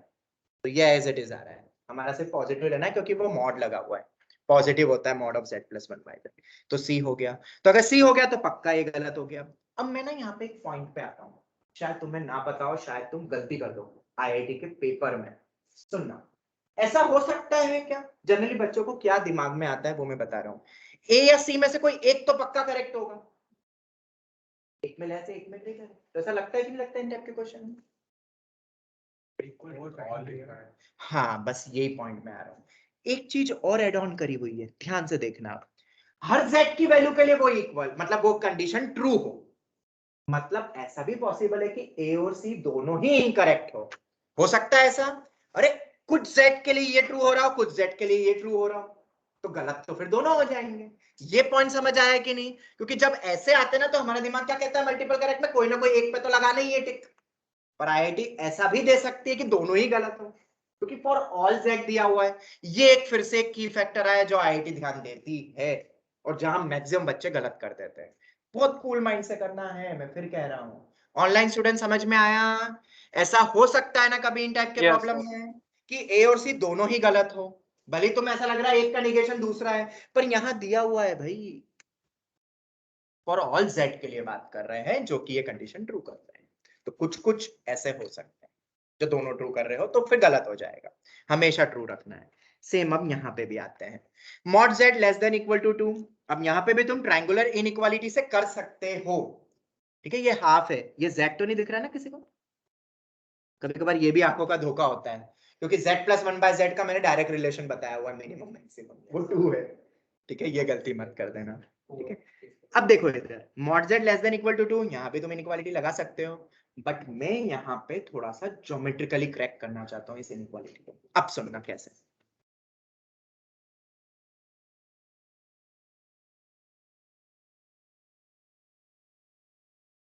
तुम्हें पता है x square plus x plus 1 के रूट होते हैं ओमेगा ओमेगा स्क्वायर, ये याद है ना? तो इस एक्सप्रेशन को मैं ऐसा भी तोड़ सकता हूँ ना?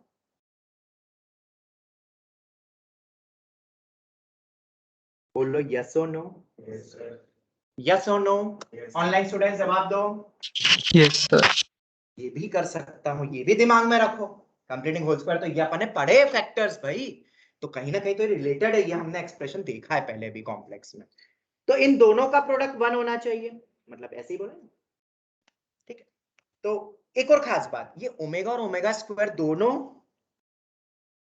यूनिट सर्कल पे ही लाई करते हैं। एक ओमेगा इधर लाई करता है तो ओमेगा स्क्वायर इधर लाई करता है, 1 ओमेगा ओमेगा स्क्वायर में तुमने देखा होगा यूनिट सर्कल पे ही लाई करता है, ध्यान से देखना है। अब z कहां पे लेंगे, देखना है z कहां पे लेंगे जिसका प्रोडक्ट 1 हो। तो अपन ऐसे अंदर तो कहीं भी ले सकते हैं, थोड़ा बाहर भी देख सकते हैं प्रोडक्ट करते हुए। मैं क्या लेके चल रहा हूं, मान लो ये गलत है स्टेटमेंट, मतलब ऐसा z एग्जिस्ट करना चाहिए जिसका ओरिजिन से दूरी कितनी हो, 2 से ज्यादा, और ये कंडीशन सेटिस्फाई हो रही हो, ठीक है। तो ऐसा पॉसिबल है, देखते हैं, देखना। हाँ, ये मैंने मान लो ये अपनी मॉड z इक्वल टू 2 वाला दिया हुआ है, ये वाला, इसके बाहर रखता हूं मैं, जैसे z को मान लो बाहर रखता हूं, ठीक है। तो ये डिस्टेंस और ये डिस्टेंस कहीं भी ले सकता हूं, जरूरी नहीं कि ओरिजिन से जाए। ये डिस्टेंस जो आएंगे इन दोनों का प्रोडक्ट 1 पॉसिबल है नहीं, 1 कभी भी पॉसिबल है, 1 कभी भी पॉसिबल नहीं अगर ये z इसके बाहर निकल गया तो, ठीक है। इसके अंदर ही होना चाहिए। क्यों, ऐसा क्यों बोला वो जरा सुनो। तुम्हें पता होगा दो सर्कल के बीच में मिनिमम दूरी अगर कॉन्सेंट्रिक है तो वही होता ना, दोनों के बीच का difference, line joining the centre, ये तो पता ही होगा तुम्हें। तो इन दोनों की मिनिमम दूरी कितनी है, 1 है। मतलब अगर मैं z को इसके बाहर रख दूं, इसके बाहर कहीं भी रख दूं, कहीं भी रख दूं, तो z का ओमेगा से भी डिस्टेंस 1 से ज्यादा आएगा ना, पक्का है। और ओमेगा स्क्वायर से भी पक्का बाहर है, कहीं भी रख लो, कहीं भी रख लो, क्योंकि इस पे, इस लाइन पे मिनिमम दूरी 1 होती है। तो इसके बाहर कहीं भी रखूंगा जब मॉड z ग्रेटर देन 2 है, तो दोनों की ही डिस्टेंस 1 से ज्यादा आएगी, तो प्रोडक्ट तो 1 से ज्यादा आएगा ही आएगा। तो मॉड z कभी भी 2 से बड़ा नहीं हो सकता है, और छोटा तो अंदर कहीं ना कहीं तो लाई करेगा ही सभी z, तो पॉसिबल है। हाँ, मतलब अरे इक्वालिटी नहीं हुई तो भी चलेगा ना, लेस देन और इक्वल टू है, फॉर ऑल लिखना है, हाँ। हमें इक्वालिटी भी चेक करना पड़ेगा। अरे सुनो, क्या बोला है, ये चीज सेटिस्फाई हो सभी z के लिए। मैं ऐसा लिखता हूं, x के सभी पॉसिबल वैल्यूज के लिए, ठीक है। तो अगर सिर्फ x की वैल्यू 1 2 3 है तो सेटिस्फाई नहीं हो रहा है। अरे तो इक्वालिटी जरूरी थोड़ा ना है, अरे उसका सबसेट भी तो हो सकता है ना। नेगेशन लिया तो अरे हमने निगेशन लिया, तो मैं वही कह रहा हूं ना कि ये वैल्यू z कोई भी, अगर कोई एक z भी अगर इसके बाहर गया तो ये पॉसिबल ही नहीं है, तो अंदर ही होगा ना फिर तो। अब वो अंदर में एग्जैक्ट 2 भी होगा नहीं होगा हमें उस पर पढ़ना ही नहीं है, अरे सबसेट भी तो करेक्ट है ना। एक चीज बोली जाए 2 से कम रखनी है, वो 1 से ही कम है तब भी तो करेक्ट है ना, 2 या 2 से कम, तो हमें वो क्वालिटी वगैरह कुछ देखना ही नहीं, क्योंकि एक भी z इसके बाहर तो नहीं जाएगा, ये कंफर्म कर लिया। अब अंदर कितना रहेगा, कहां रहेगा, हमें उससे क्या, ये तो ट्रू ही रहेगा ना फिर स्टेटमेंट, हो गया। योर्स समझ आया, हमने इसको एनालिटिकली क्रैक करा हुआ है कि z जो भी तुम लोगे इस सेट से, उसका मॉड z तो लेस देन और इक्वल टू 2, या तो 2 से कम होगा या 2 होगा, ऐसा कहा है। तो कम होगा हमेशा, वो भी चलेगा, भी तो चलेगा सर इनइक्वालिटी से कैसे करेंगे, जैसे फर्स्ट ऑप्शन क्रैक किया था। मैंने सोचा नहीं, मैंने तो डायरेक्ट ये सोचा एक्चुअली फैक्टर्स वाला, अगर तुम्हें ट्रायंगुलर इनइक्वालिटी से करना है। क्योंकि सर एक ऑप्शन वैसे क्रैक किया तो जल्द डायरेक्ट उसमें सोच नहीं पाते, अच्छा, फिर वो सोच नहीं इनइक्वालिटी पाते दिखती, हो। एक इनइक्वालिटी से हो गया तो दूसरा भी इनइक्वालिटी उस टाइम आता है दिमाग में। ओके, तो कोई बात नहीं, इसको फिर क्या करो, मैंने वैसे सोचा नहीं पर अपन कर सकते ट्राई, कि इसको अपन ऐसे तोड़ सकते हैं ना, ध्यान से देखना, z स्क्वायर प्लस z का whole mod -1 will be less than equal to 1 का होल मॉड। याद है mod of z1 minus z2 वाली inequality, z square plus z को इकट्ठा यस करना। सर। मैं इसको और तोड़ूंगा अभी मॉड को, डिफरेंस का मॉड हमेशा छोटा ही होता है, सभी से ही छोटा होता है, वो तो सबसे छोटा होता है, 1 का मॉड तो 1 है। तो इसके बाद मैं क्या बोल सकता हूँ, z square plus z -1 will be less than equal to 1, ये भी बोल सकता हूँ। हाँ मॉड -1 to 1 लिखूंगा या वो 1 से छोटा, अपन एक्सट्रीम देख रहे हैं ना अभी यहाँ पे, बस एक्सट्रीम है ना, इसलिए मैंने ये लिया। z² + z का mod less than equal to 2, ऐसा मैं बोल सकता हूँ कि नहीं जेठाराम, बोलो, देखते यस आता है। सर। इसको फिर से तोड़ो, मॉड ऑफ z²,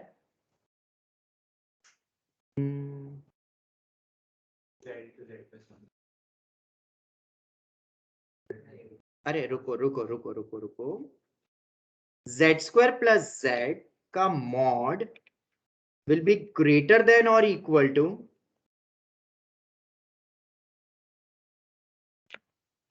ऐसा बोल सकता हूं, ये तो पता है मुझे, मैंने इसको फिर से तोड़ा, यस ये तो बोल सकता हूं, और ये वैल्यू 1 से छोटी है, तो ये वैल्यू भी पक्का 1 से छोटी होगी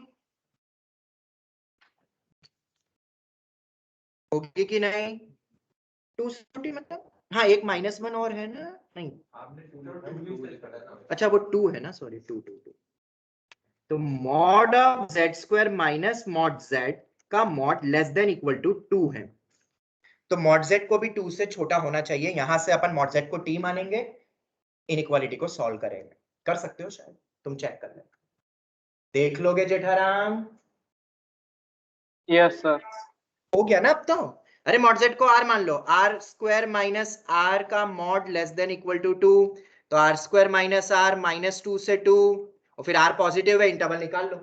z + 1/z का जो प्रूफ होता था ट्रायंगुलर इनइक्वालिटी से, वो मैंने यूज कर लिया। ठीक है जेठाराम? Yes sir. तो हो तो अभी भी सकता है, तो तुम देख सकते हो ये r की वैल्यू कभी भी 2 से बड़ी नहीं जाएगी, 2 भी शायद नहीं होगी, मतलब अंदर ही रहेगी, तुम देख लेना, आएगा ही आएगा अगर ज्योमेट्रिकली आ रहा है तो हो गया क्वेश्चन क्रैक। ठीक है, चलो कोई डाउट?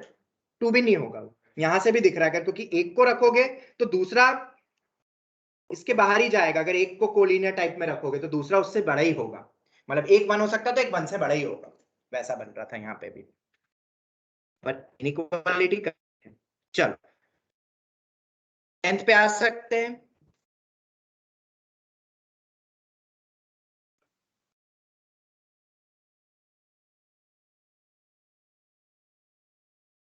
अरे आवाज नहीं आ रही है, नेट गया क्या?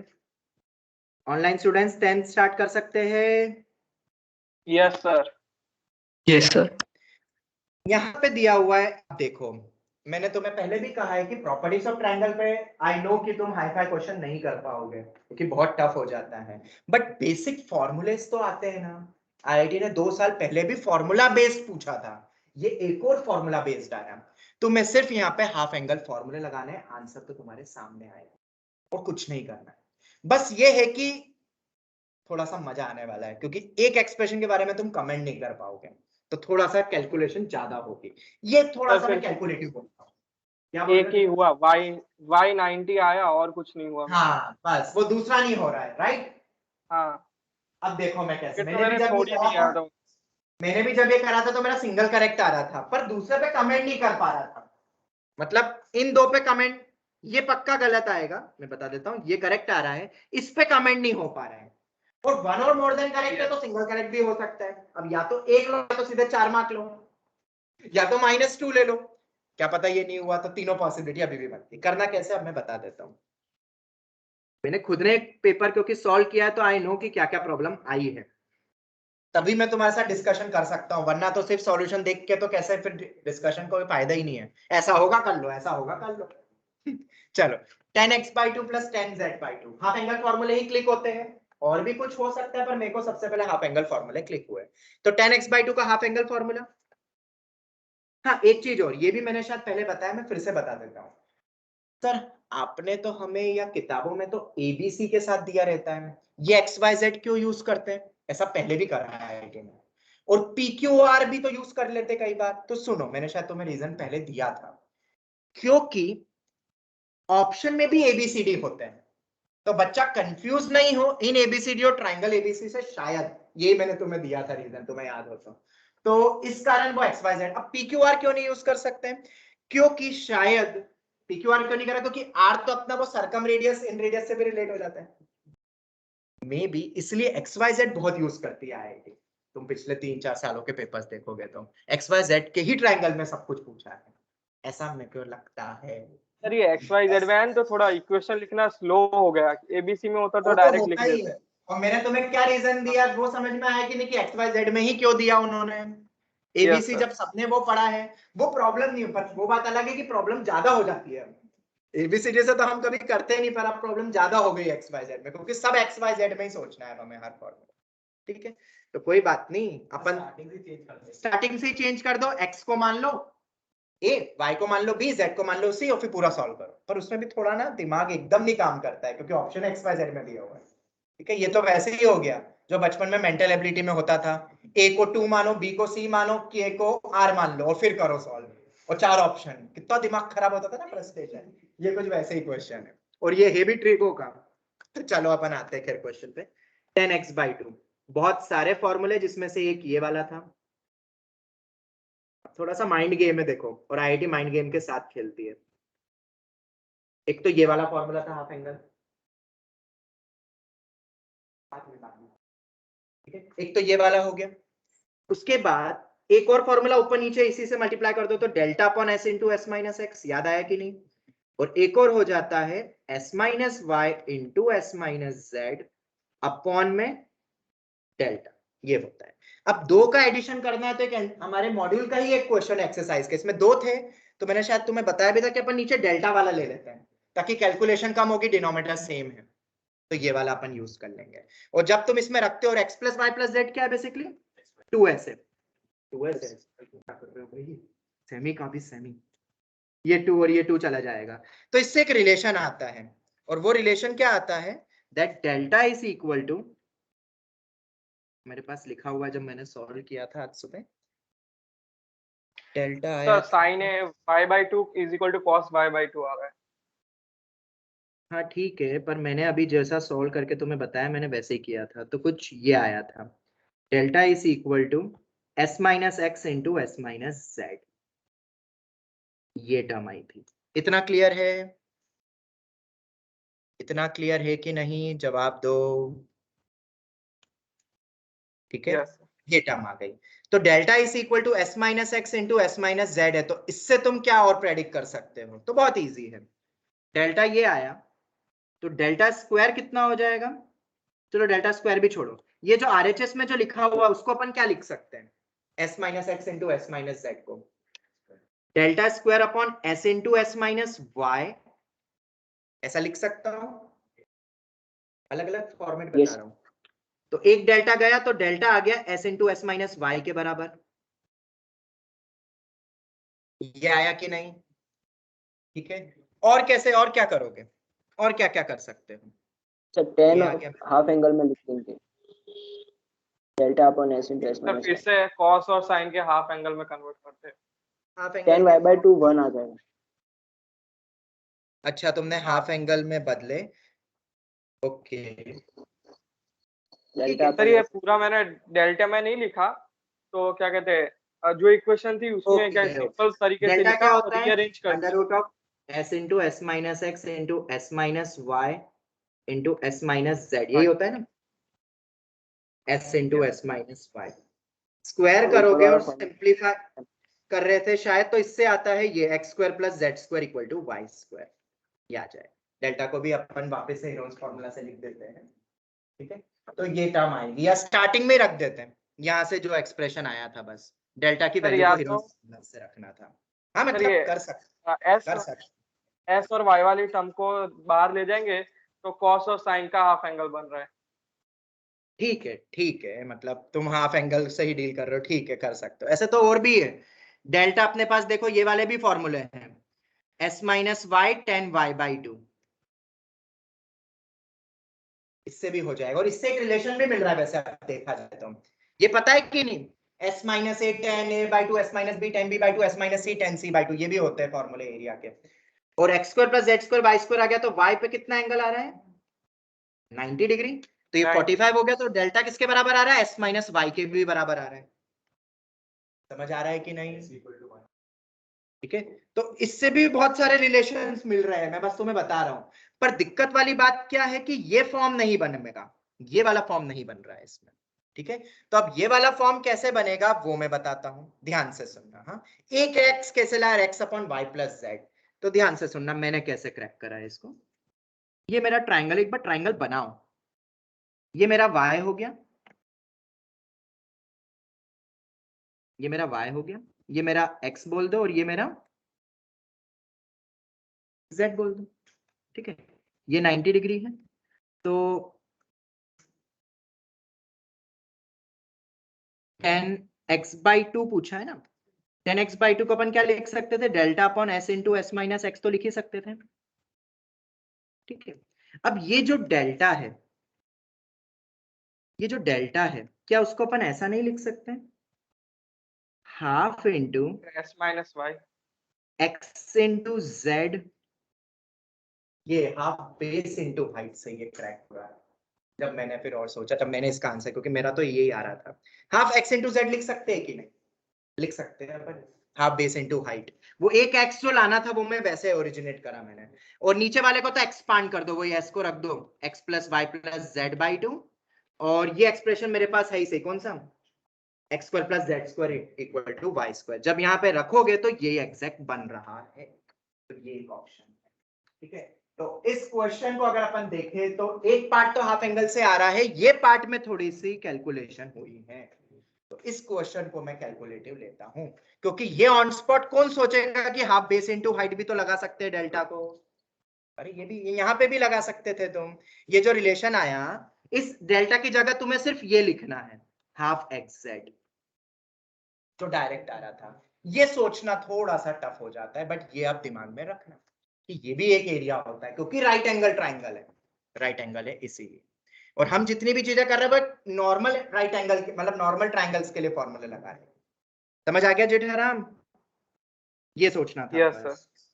चलो 11th पे आते हैं। अब दो लाइंस तुम्हें दे दिया, अब ये 3D का क्वेश्चन, ठीक है।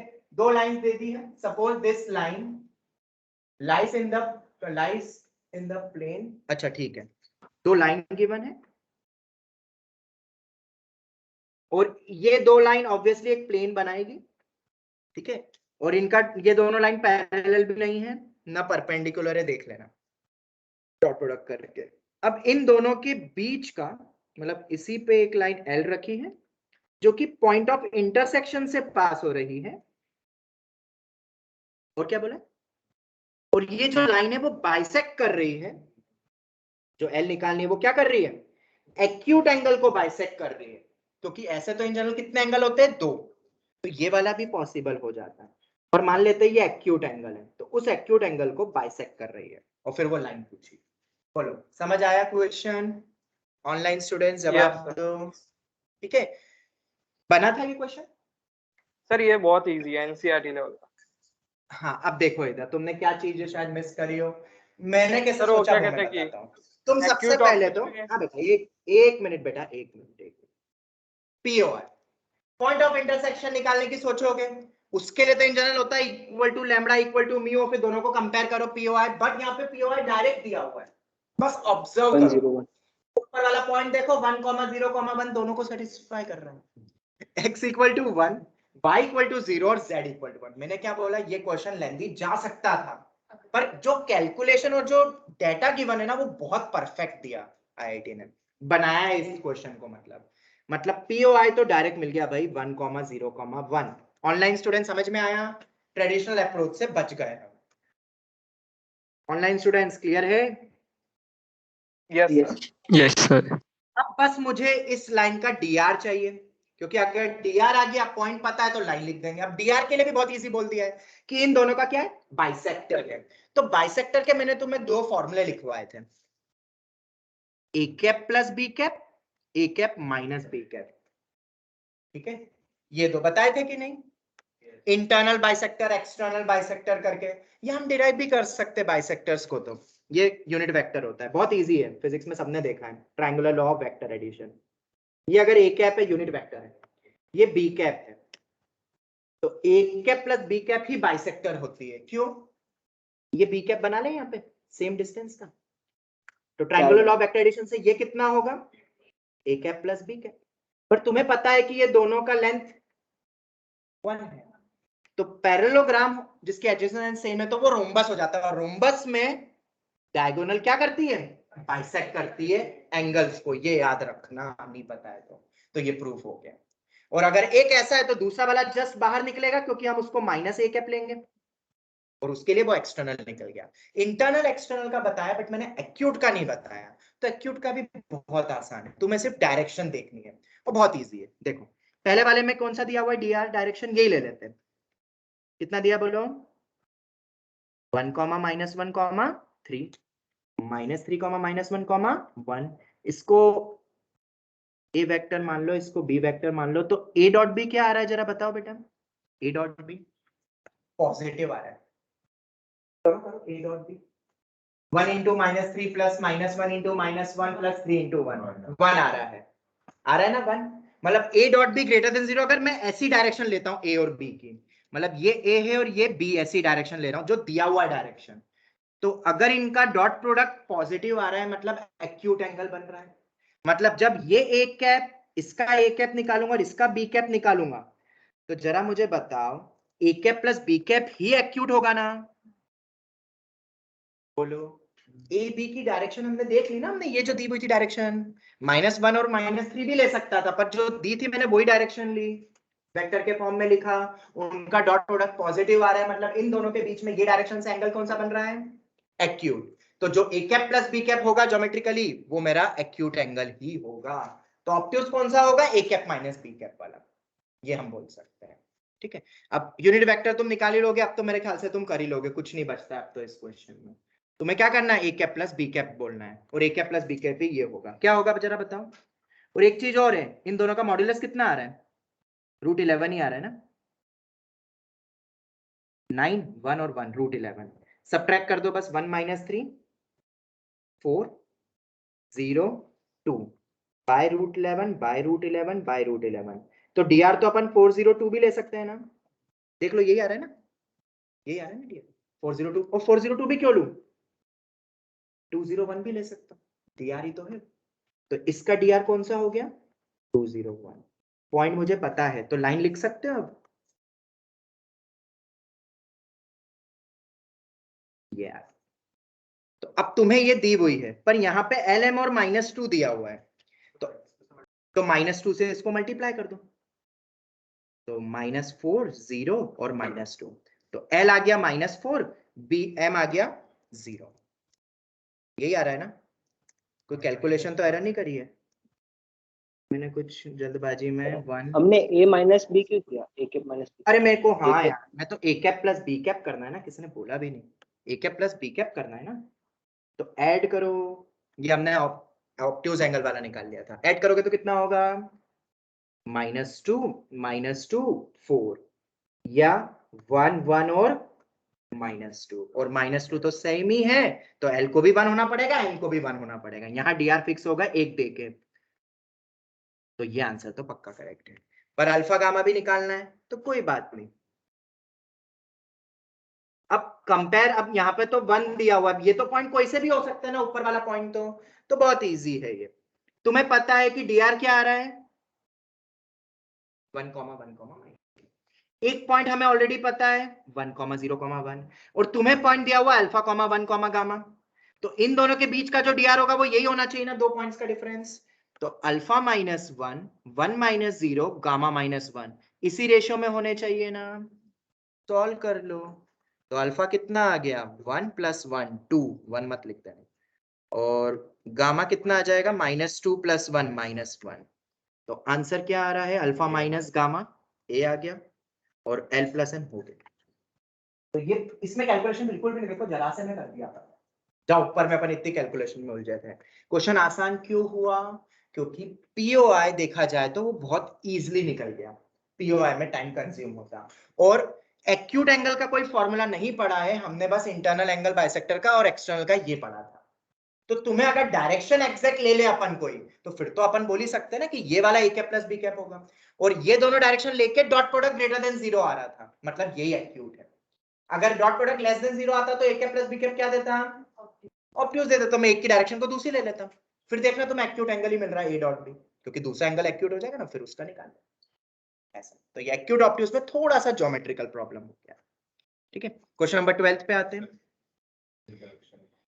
देखो इस क्वेश्चन को देखा जाए तो हमें लगता है कि हमें बाय पार्ट्स लगाना है, पर बाय पार्ट्स जिसने लगा दिया वो तो गया।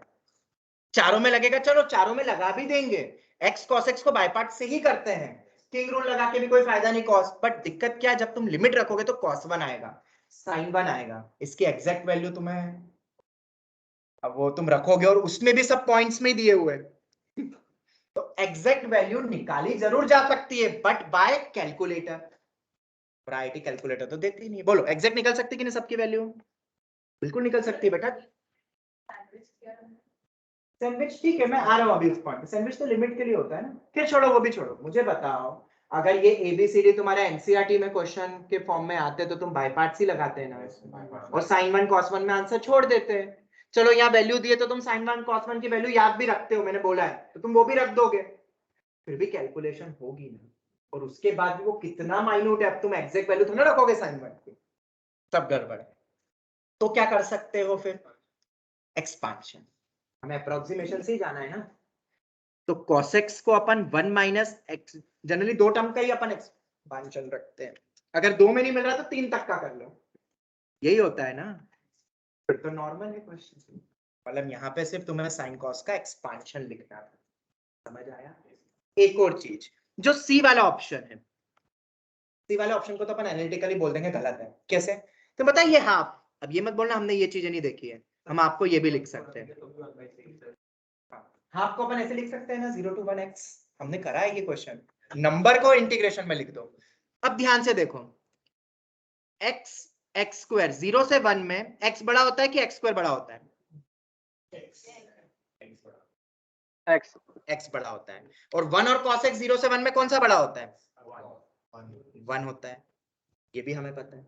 तो x स्क्वायर cos x का जो भी इंटीग्रेशन होगा वो x से तो छोटा ही होना चाहिए ना, दोनों तरफ लिमिट ले लेंगे, मतलब हाफ से तो छोटा ही आना चाहिए ना, हाफ या हाफ से बढ़ा दिया, ये तो पक्का गलत है, ये एनालिटिकली क्रैक कर लिया। पर बाकी नहीं होंगे क्योंकि वो नंबर 2/9 किसी इंटीग्रेशन से मैच नहीं खा रहा है। समझ आया? ये रिवर्स सोचना, एक नंबर को इंटीग्रेशन में लिख दिया, ये सोचना है तुम्हें, ये तुम्हें आगे काम आएगा। और बाकी तो इस क्वेश्चन में कुछ नहीं, एक्सपांशन लगा दो, एक्सपांशन याद रखना है, उससे तो एग्जैक्ट एबीडी के वैल्यूज पता चल जाएगी, you can easily comment it. ठीक है, 13 पे आते हैं, 10 मिनट्स और लूंगा। ठीक है, केमिस्ट्री का ये 13 तो बहुत इजी है, एएमजीएम सबसे इजी है, सबसे बहुत इजीएस्ट कोई क्वेश्चन होता है तो 13th होता है। मिनिमम वैल्यू पूछिए, एएमजीएम लगाना है। और एक और चीज, इसमें क्या क्या लॉजिक से छोटे से ही है, बेस 3 है, बेस 3 है तो इंक्रीजिंग फंक्शन होता है, लॉग होता है कि नहीं? तो अगर Yes, इस पूरी वैल्यू को मिनिमम रखना है तो इसी को मिनिमम रखना पड़ेगा ना, और इसकी मिनिमम वैल्यू, और किस इनपुट पे आ रहा है वो चेक करना पड़ता है ना, वो तीनों बराबर में आएगा, मतलब सब सब 3 Yes. होंगे, वो तुक्के में तुम लगाते भी हो इक्वल वाले में। और वही दूसरे में यहाँ प्रोडक्ट आ रहा है और ये भी इंक्रीजिंग फंक्शन है और प्रोडक्ट मैक्सिमम ही देता है, 3 बस रखना है, इसमें कुछ भी नहीं था। मजा तो तब आता जब इनकी वैल्यू नहीं निकलती। ये देखो ना, ये दोनों इंडिविजुअल सॉल्व हो रहे हैं, अगर इंडिविजुअल सॉल्व नहीं होते तो इसमें फिर log a plus log b या बेस चेंज करके और फिर थोड़ा घुमा के पूछते, तो ये तो डायरेक्ट, मतलब ये एक दान में दिया गया 4 मार्क का क्वेश्चन। सबसे इससे इजी क्या होगा एएमजीएम यार, पर एएमजीएम आ चुका है फिर से, मतलब उसने अपनी एंट्रेंस दिखा दी है, मतलब अब अच्छे क्वेश्चन एएमजीएम पे आ सकते हैं इस साल, अगले साल और आगे। तो कुछ नहीं है, जो पीआरएमओ का वो एक इनइक्वालिटी की शीट है उसको बस वापस से कर लेना। तुम तो खैर अब ज्यादा नहीं कर सकते हो, तुम तो रिवाइज करो, पर जो तुम हो तुम तो वो याद है ना, एक इनइक्वालिटी की एक शीट है पीआरएमओ, बस वो कर लो, उसके बाहर का तो कुछ नहीं। ठीक है, ये तो खैर बहुत ही, हाँ वो तो ड्राइव में है ना, 11th की ड्राइव, वो पिंक तुमने करी है कि नहीं?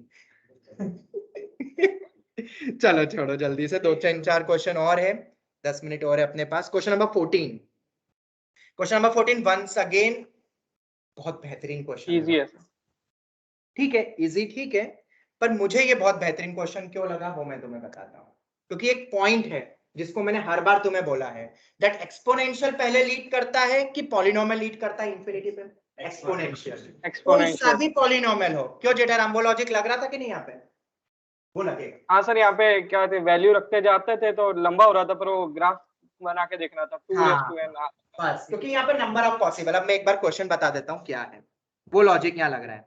सभी को याद रखना है, एक्सपोनेंशियल और पॉलिनोमियल दोनों रेस में दौड़ेंगे तो पहले कौन पहुंचेगा इंफिनिटी पे? Exponential.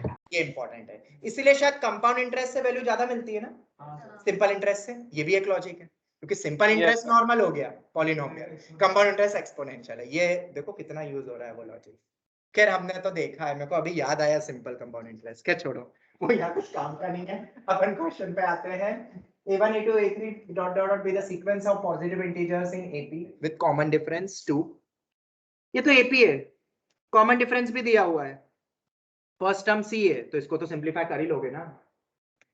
GP common ratio given है और फर्स्ट टर्म C है तो ये भी सिंपलीफाई हो जाएगा। आता क्या है, रुको मेरे पास लिखा हुआ हो, जब मैंने सॉल्व किया तो मैं बता देता हूँ। जब इसको पूरे को सिंपलीफाई करते हो जेठाराम क्या आता है, ये आता है। सर वो याद नहीं है, पॉलिनोमियल और एक एक्सपोनेंशियल आता था ऊपर नीचे। तो मैंने वापस आज सुबह पेपर को सॉल्व किया तो कुछ कुछ स्टेप्स मेरे पास लिखी हुई है, ये आता है कुछ ऐसा। ठीक है, अब तुम देखोगे इसको तुम सिंपलीफाई कर ही नहीं सकते, कुछ भी कर लो सिंपलीफाई नहीं होगा।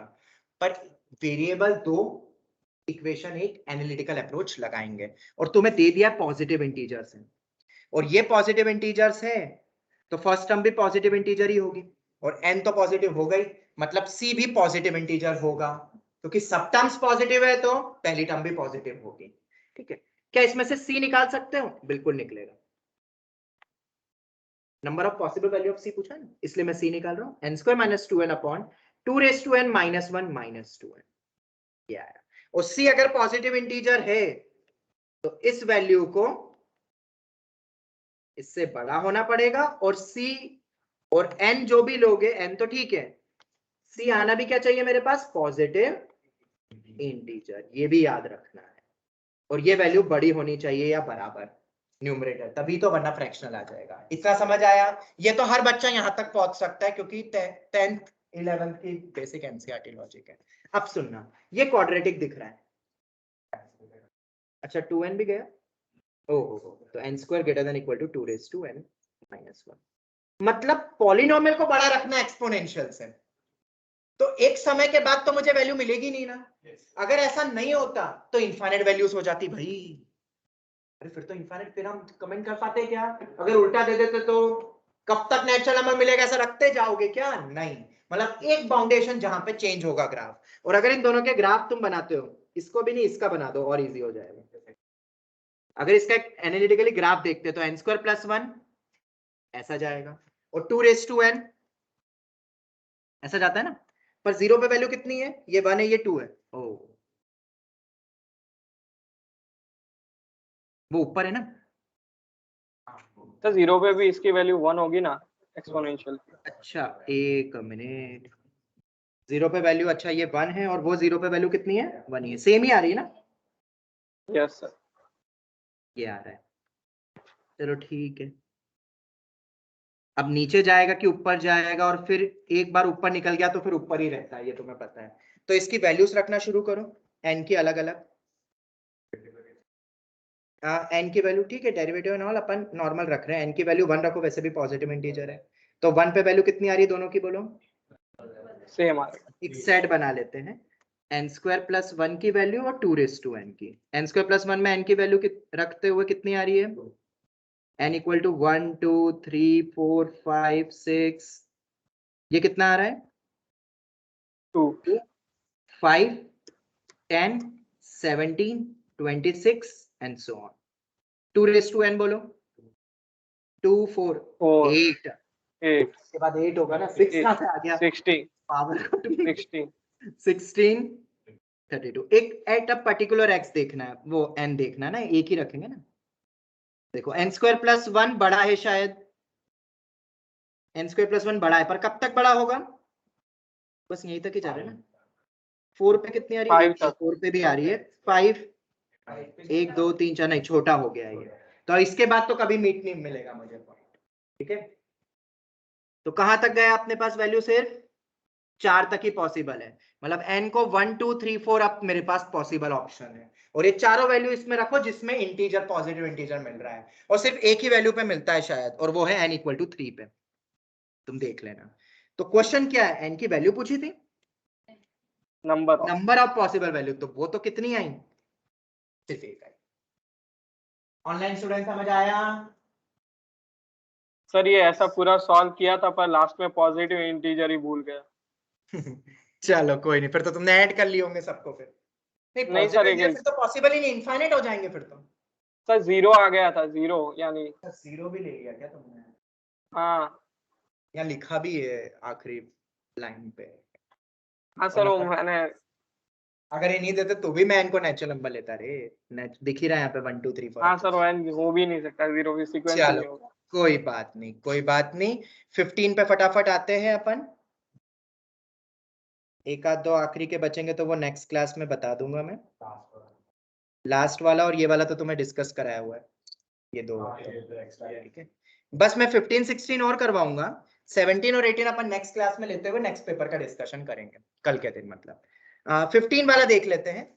अब इस क्वेश्चन को ना जब मैं एक्सपांड कर रहा था थोड़ा लंबा जा रहा था, ठीक है। मैंने यहाँ पे फिर से कुछ थोड़ा खुराफाती वाला दिमाग, मैंने क्या करा? सब्स्टिट्यूशन। चीजों को आसान सब्स्टिट्यूशन से ही कर सकते हैं। तो मैंने ये पाई एक्स माइनस पाई बाय 4 को मान लिया थीटा। मान सकता हूं? ओ मैंने क्या लिखा? ये एन पाई कैसे लिख रहा हूं पता नहीं। पाई एक्स माइनस पाई बाय 4 को मैंने क्या मान लिया? थीटा मान लिया। तो अगर मैं थीटा को पाई एक्स माइनस पाई बाय 4 बोलता हूं तो क्या ये पूरा थीटा में बदल सकता है? ये पूरा एक्सप्रेशन थीटा में बदल सकता है? हमें इसको सॉल्व करना है। क्वेश्चन क्या पूछ रहा है वो मैं बता देता हूँ। क्वेश्चन बहुत इजी है, बस दिखने में और कैलकुलेटिव लगता है। सब्स्टिट्यूशन भूलना मत, आईआईटी वाले दिन। जैसे मैंने इसको थीटा माना है, या थीटा भूल भी जाओ, तुम्हें बोला जा रहा है कि ये वैल्यू क्या होनी चाहिए? डेरिवेटिव भी नहीं, नॉर्मल। डेरिवेटिव मत करना। ये फंक्शन क्या होना चाहिए? Non negative. इस वाले इंटरवल में कब कब नॉन नेगेटिव होगा, उस इंटरवल को क्या बोला गया है? Alpha comma beta. मतलब जब ये फंक्शन नॉन नेगेटिव होगा 0 से 2 के बीच में, उस इंटरवल को बोला गया अल्फा कॉमा बीटा। और उनका डिफरेंस पूछा है, मतलब लेंथ पूछी है। लेंथ ऑफ द इंटरवल होता है ना डिफरेंस, क्लोज हो या ओपन, ठीक है। तुमसे लेंथ पूछे, तुमसे अल्फा बीटा की भी एग्जैक्ट वैल्यू नहीं पूछ रहे, तुमसे डिफरेंस पूछ रहे हैं, ठीक है। अब सुन, ये तो समझ आ गया, मतलब हमें इसको पॉजिटिव पता करना है 0 से 2 के बीच में। अभी थोड़ा सा टिपिकल लग रहा है तो मैंने सब्स्टिट्यूशन कर दिया आसान बनाने के लिए। जैसे ही मैंने ये सब्स्टिट्यूशन करा, तुम्हें पता है एक्सप्रेशन क्या बन रहा है? पूरा बताओ क्या बनेगा? Pi x minus pi by 4 को मैंने थीटा बोला है, तो 3 minus sine of pi by 2 plus 2 theta, मुझे बताना यही आ रहा है ना, into sine theta minus sine of pi plus 3 theta. बोलो यही आ रहा है? देखो कितना आसान हो गया आपको। ये आएगा, तुम देख लो एक बार करके, मैंने किया था आज सुबह इसलिए बता रहा हूं। आ रहा है कि नहीं? यही आ रहा है, ठीक है। तो इसको अब थोड़ा सा सिंप्लीफाई कर लो। Cos of 2 theta sine theta, sine pi plus theta क्या होता है? माइनस, तो ये प्लस हो जाएगा, हाँ मतलब ये ओवरऑल प्लस हो जाएगा, साइन 3 थीटा। ये आ गया, बोलो यही आ रहा है। और ये हाँ सही है ना, यही है।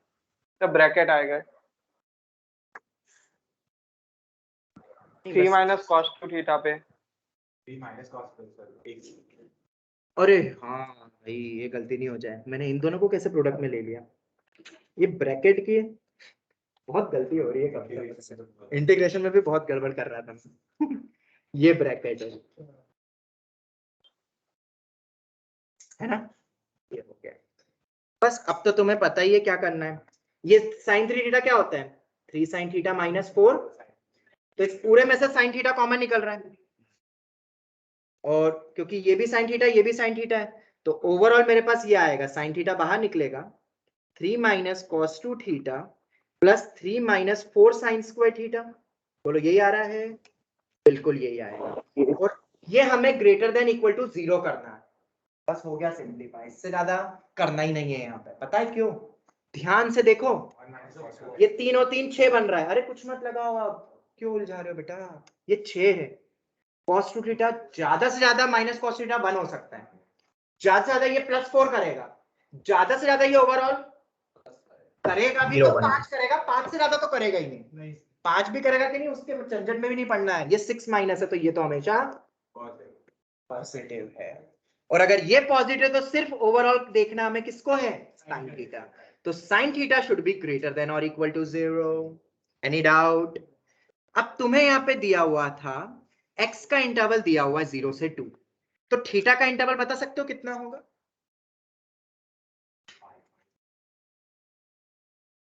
थीटा का इंटरवल बता सकते हो क्या आएगा? ये आता है मेरे पास लिखा हुआ है, तुम क्रॉस चेक कर लेना बस। -π/4 से 7π/4 ये आएगा, मतलब 7π/4 तो 2π से भी कम होता है, और -π/4 तो देखा जाए तो सिर्फ 0 से पाई वाले इंटरवल आएगा ना, जिसमें पॉजिटिव हो सकता है। अगर ये 7π/4 के बजाय 9π/4 होता तो एक 2π + π/4 वाला भी इंटरवल एक आता।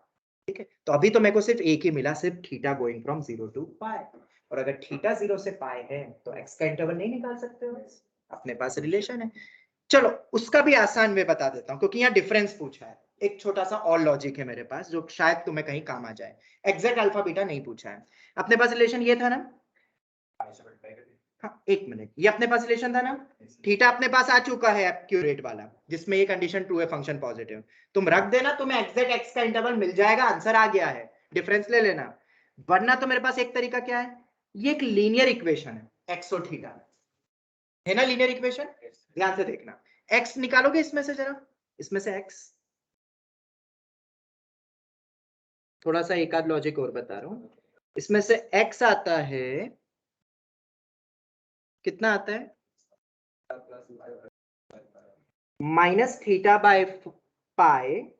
+ 1/4 ये आ रहा है, देखो एक बार, -θ/π + 1/4 यही आ रहा है।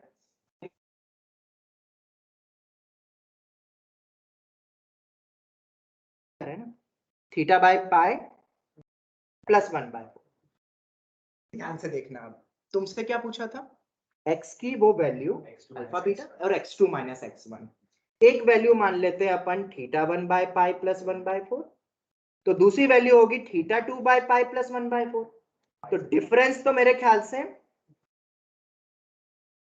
वो θ2 - θ1 जो भी, मतलब तुम्हें तो सिर्फ थीटा का डिफरेंस अपॉन में तो पाई -0 अपॉन में पाई, समझ आया? तो हमने वो निकाला नहीं, मैंने थोड़ा सा और लॉजिक जो लगाया, तो आंसर 1 आता है इसका। हाँ बेटा बोलो, जल्दी बोलो। सर मैंने और लॉजिक लगाया कि यहाँ पे मैंने सभी वैल्यूज निकाली जो 0 हो रहा था, जो sin π/4 - x 0 जहाँ पे हो रहा है 3π/x - 0, तो वो वैल्यूज आ रहे थे 4-5, तो यहाँ पे इंटरवल बहुत सारे बनेंगे, पर यहाँ पे पूछा है कि एक ही इंटरवल के बारे में पूछा है, तो मैंने सबसे छोटी वैल्यू और सबसे बड़ी वैल्यू ले ली। ठीक है, मैं समझ गया कहाँ का 0 तो डायरेक्ट के, और फिर उसमें पॉजिटिव वाला देख लिया हाँ सारे इंटरवल में, तो वो जो वैल्यू पॉजिटिव से नेगेटिव में जाएगा तो बीच में 0 आएगा ही सही, सब 0 निकाल के जो छोटा इंटरवल वाला है वो वाला ले लिया और आंसर आ गया। हाँ, क्योंकि कंटिन्यूअस है, नहीं तो यहाँ क्या कहते हैं कि ऊपर नीचे होता है तो बहुत सारे इंटरवल आते हैं। ठीक है, मैंने जो बताया सब्स्टिट्यूशन से वो समझ आया? Yes sir. Yes, sir. है तो फिर अब ठीक है, मैं क्या बोलूं, मैं उस पे अब जाऊंगा नहीं ज्यादा। चलो 16 से अपन कल देख लेंगे, टाइम बहुत हो गया है। सर 16 हो इजी है। 16 पे भी मैं बस तुम्हें एक पॉइंट बता देता हूं, जब भी इस टाइप से पूछी जाती है ना वैल्यू, तो दो चीज क्रैक होनी चाहिए, दो चीज। सबसे पहले एक तो एरिया ऑफ ट्राइंगल में भी ये टर्म आती है, half of a cross b, जो बच्चे कभी कभार क्लिक नहीं कर पाते ये चीज, क्योंकि देखो यहाँ पे दो डिस्टेंस तो दिए हुए हैं, तीसरा भी होता तो क्वेश्चन ही खत्म हो जाता, फालतू बाकी की एक्स्ट्रा इंफॉर्मेशन होती, पर उन्होंने तीसरी लेंथ ना देते हुए ये दे दिया है। और दूसरा ए क्रॉस बी और किससे लिंक होता है, वो कॉशीस वाला, कौन सा, नहीं क्या नाम है मुझे पता नहीं, mod of a square mod of b square is nothing but a cross b के मॉड का square plus a dot b के मॉड का स्क्वायर, याद है ये वाला? यहाँ पे ये yes sir, sin square theta cos square theta. तुम्हें सिर्फ ए डॉट बी निकालना, और वो ए डॉट बी यहाँ से निकल जाएगा, वो कैसे निकलेगा वो मैं तुम्हें नेक्स्ट क्लास में और बताने वाला, ठीक है? नेक्स्ट क्लास में कर लेंगे जेठाराम डिस्कस, ठीक है? तो 16, 17, 18 हम नेक्स्ट क्लास में डिटेल में समझेंगे क्या क्या लॉजिक है, और फिर पेपर 2 में उठाऊंगा। तो जिसने अभी पेपर 2 नहीं देखा है तो आज घर पे और एक बार ट्राई करो, ठीक है? तो पेपर ये एक्चुअल आईआईटी का था, तो क्या लगा अब तुम्हें आफ्टर डिस्कशन कि मजा आ गया 50% बन सकता था? क्या बोलो जेठाराम? मजा आ गया यार, ऐसा सोचा नहीं था। जो पहले के 6 क्वेश्चन थे ना, उसमें पूरा लेबर वर्क कर रहा था मैं। चलो देखो, यही तो बात है, मैंने बोला ना, मैं जब पी वाई क्यू डिस्कस करूंगा तो मैं तो बहुत चीजें सोचता हूँ भाई। मतलब जितना भी उस क्वेश्चन का पोस्टमार्टम हो सकता था मैंने सब किया। और सुबह लिटरली तुम मानोगे नहीं, पर मैं 5 बजे उठा, इस पेपर को फिर से पूरा सॉल्व किया और 2 से 3 घंटे मुझे लगे, टू बी वेरी फ्रैंक, क्योंकि मुझे बहुत चीजें बतानी थी तुम्हें। मुझे सॉल्व करना है, it's not my purpose, paper मुझे नहीं देना है, पर जो भी चीजें एक्सट्रैक्ट हो रही थी वो मैंने तुम्हें सब बता दिया। तो पेपर ऐसा आता है, तो तुम देखोगे 50% पेपर करा जा सकता है इस पेपर को भी देख के, बस वो एक्सट्रैक्ट सिंपल कॉन्सेप्ट ही थे, कोई हाई फाई कॉन्सेप्ट था ही नहीं, सभी सिंपल थे। तो इसी कारण शायद चिराग फेलर फर्स्ट आया, क्योंकि उसका एनालिटिकल पूरी लाया है वो, तो मैथ्स में तो शायद लाया है वो। क्यों? क्योंकि पूरा एनालिटिकल पेपर है, इसमें आप कितना भी पढ़ लो। हमने कितने क्वेश्चन टफ टफ करे, कुछ काम आए ज्यादा? एनालिटिकल, पूरा एनालिटिकल, इसलिए तो वो तो ओलंपियाड वाला बच्चा था, तो उन बच्चों को ये पेपर बहुत अच्छा लगा होगा। और पेपर अब ऐसे आ रहे हैं एनालिटिकल वाले पेपर्स, ठीक है, तो थोड़ा बहुत अभी और भी इनमें भी एनालिटिकल थिंकिंग है, आगे के 3 क्वेश्चन में भी, और नेक्स्ट पेपर भी देखेंगे वो कैसा था। हाँ ठीक है, खैर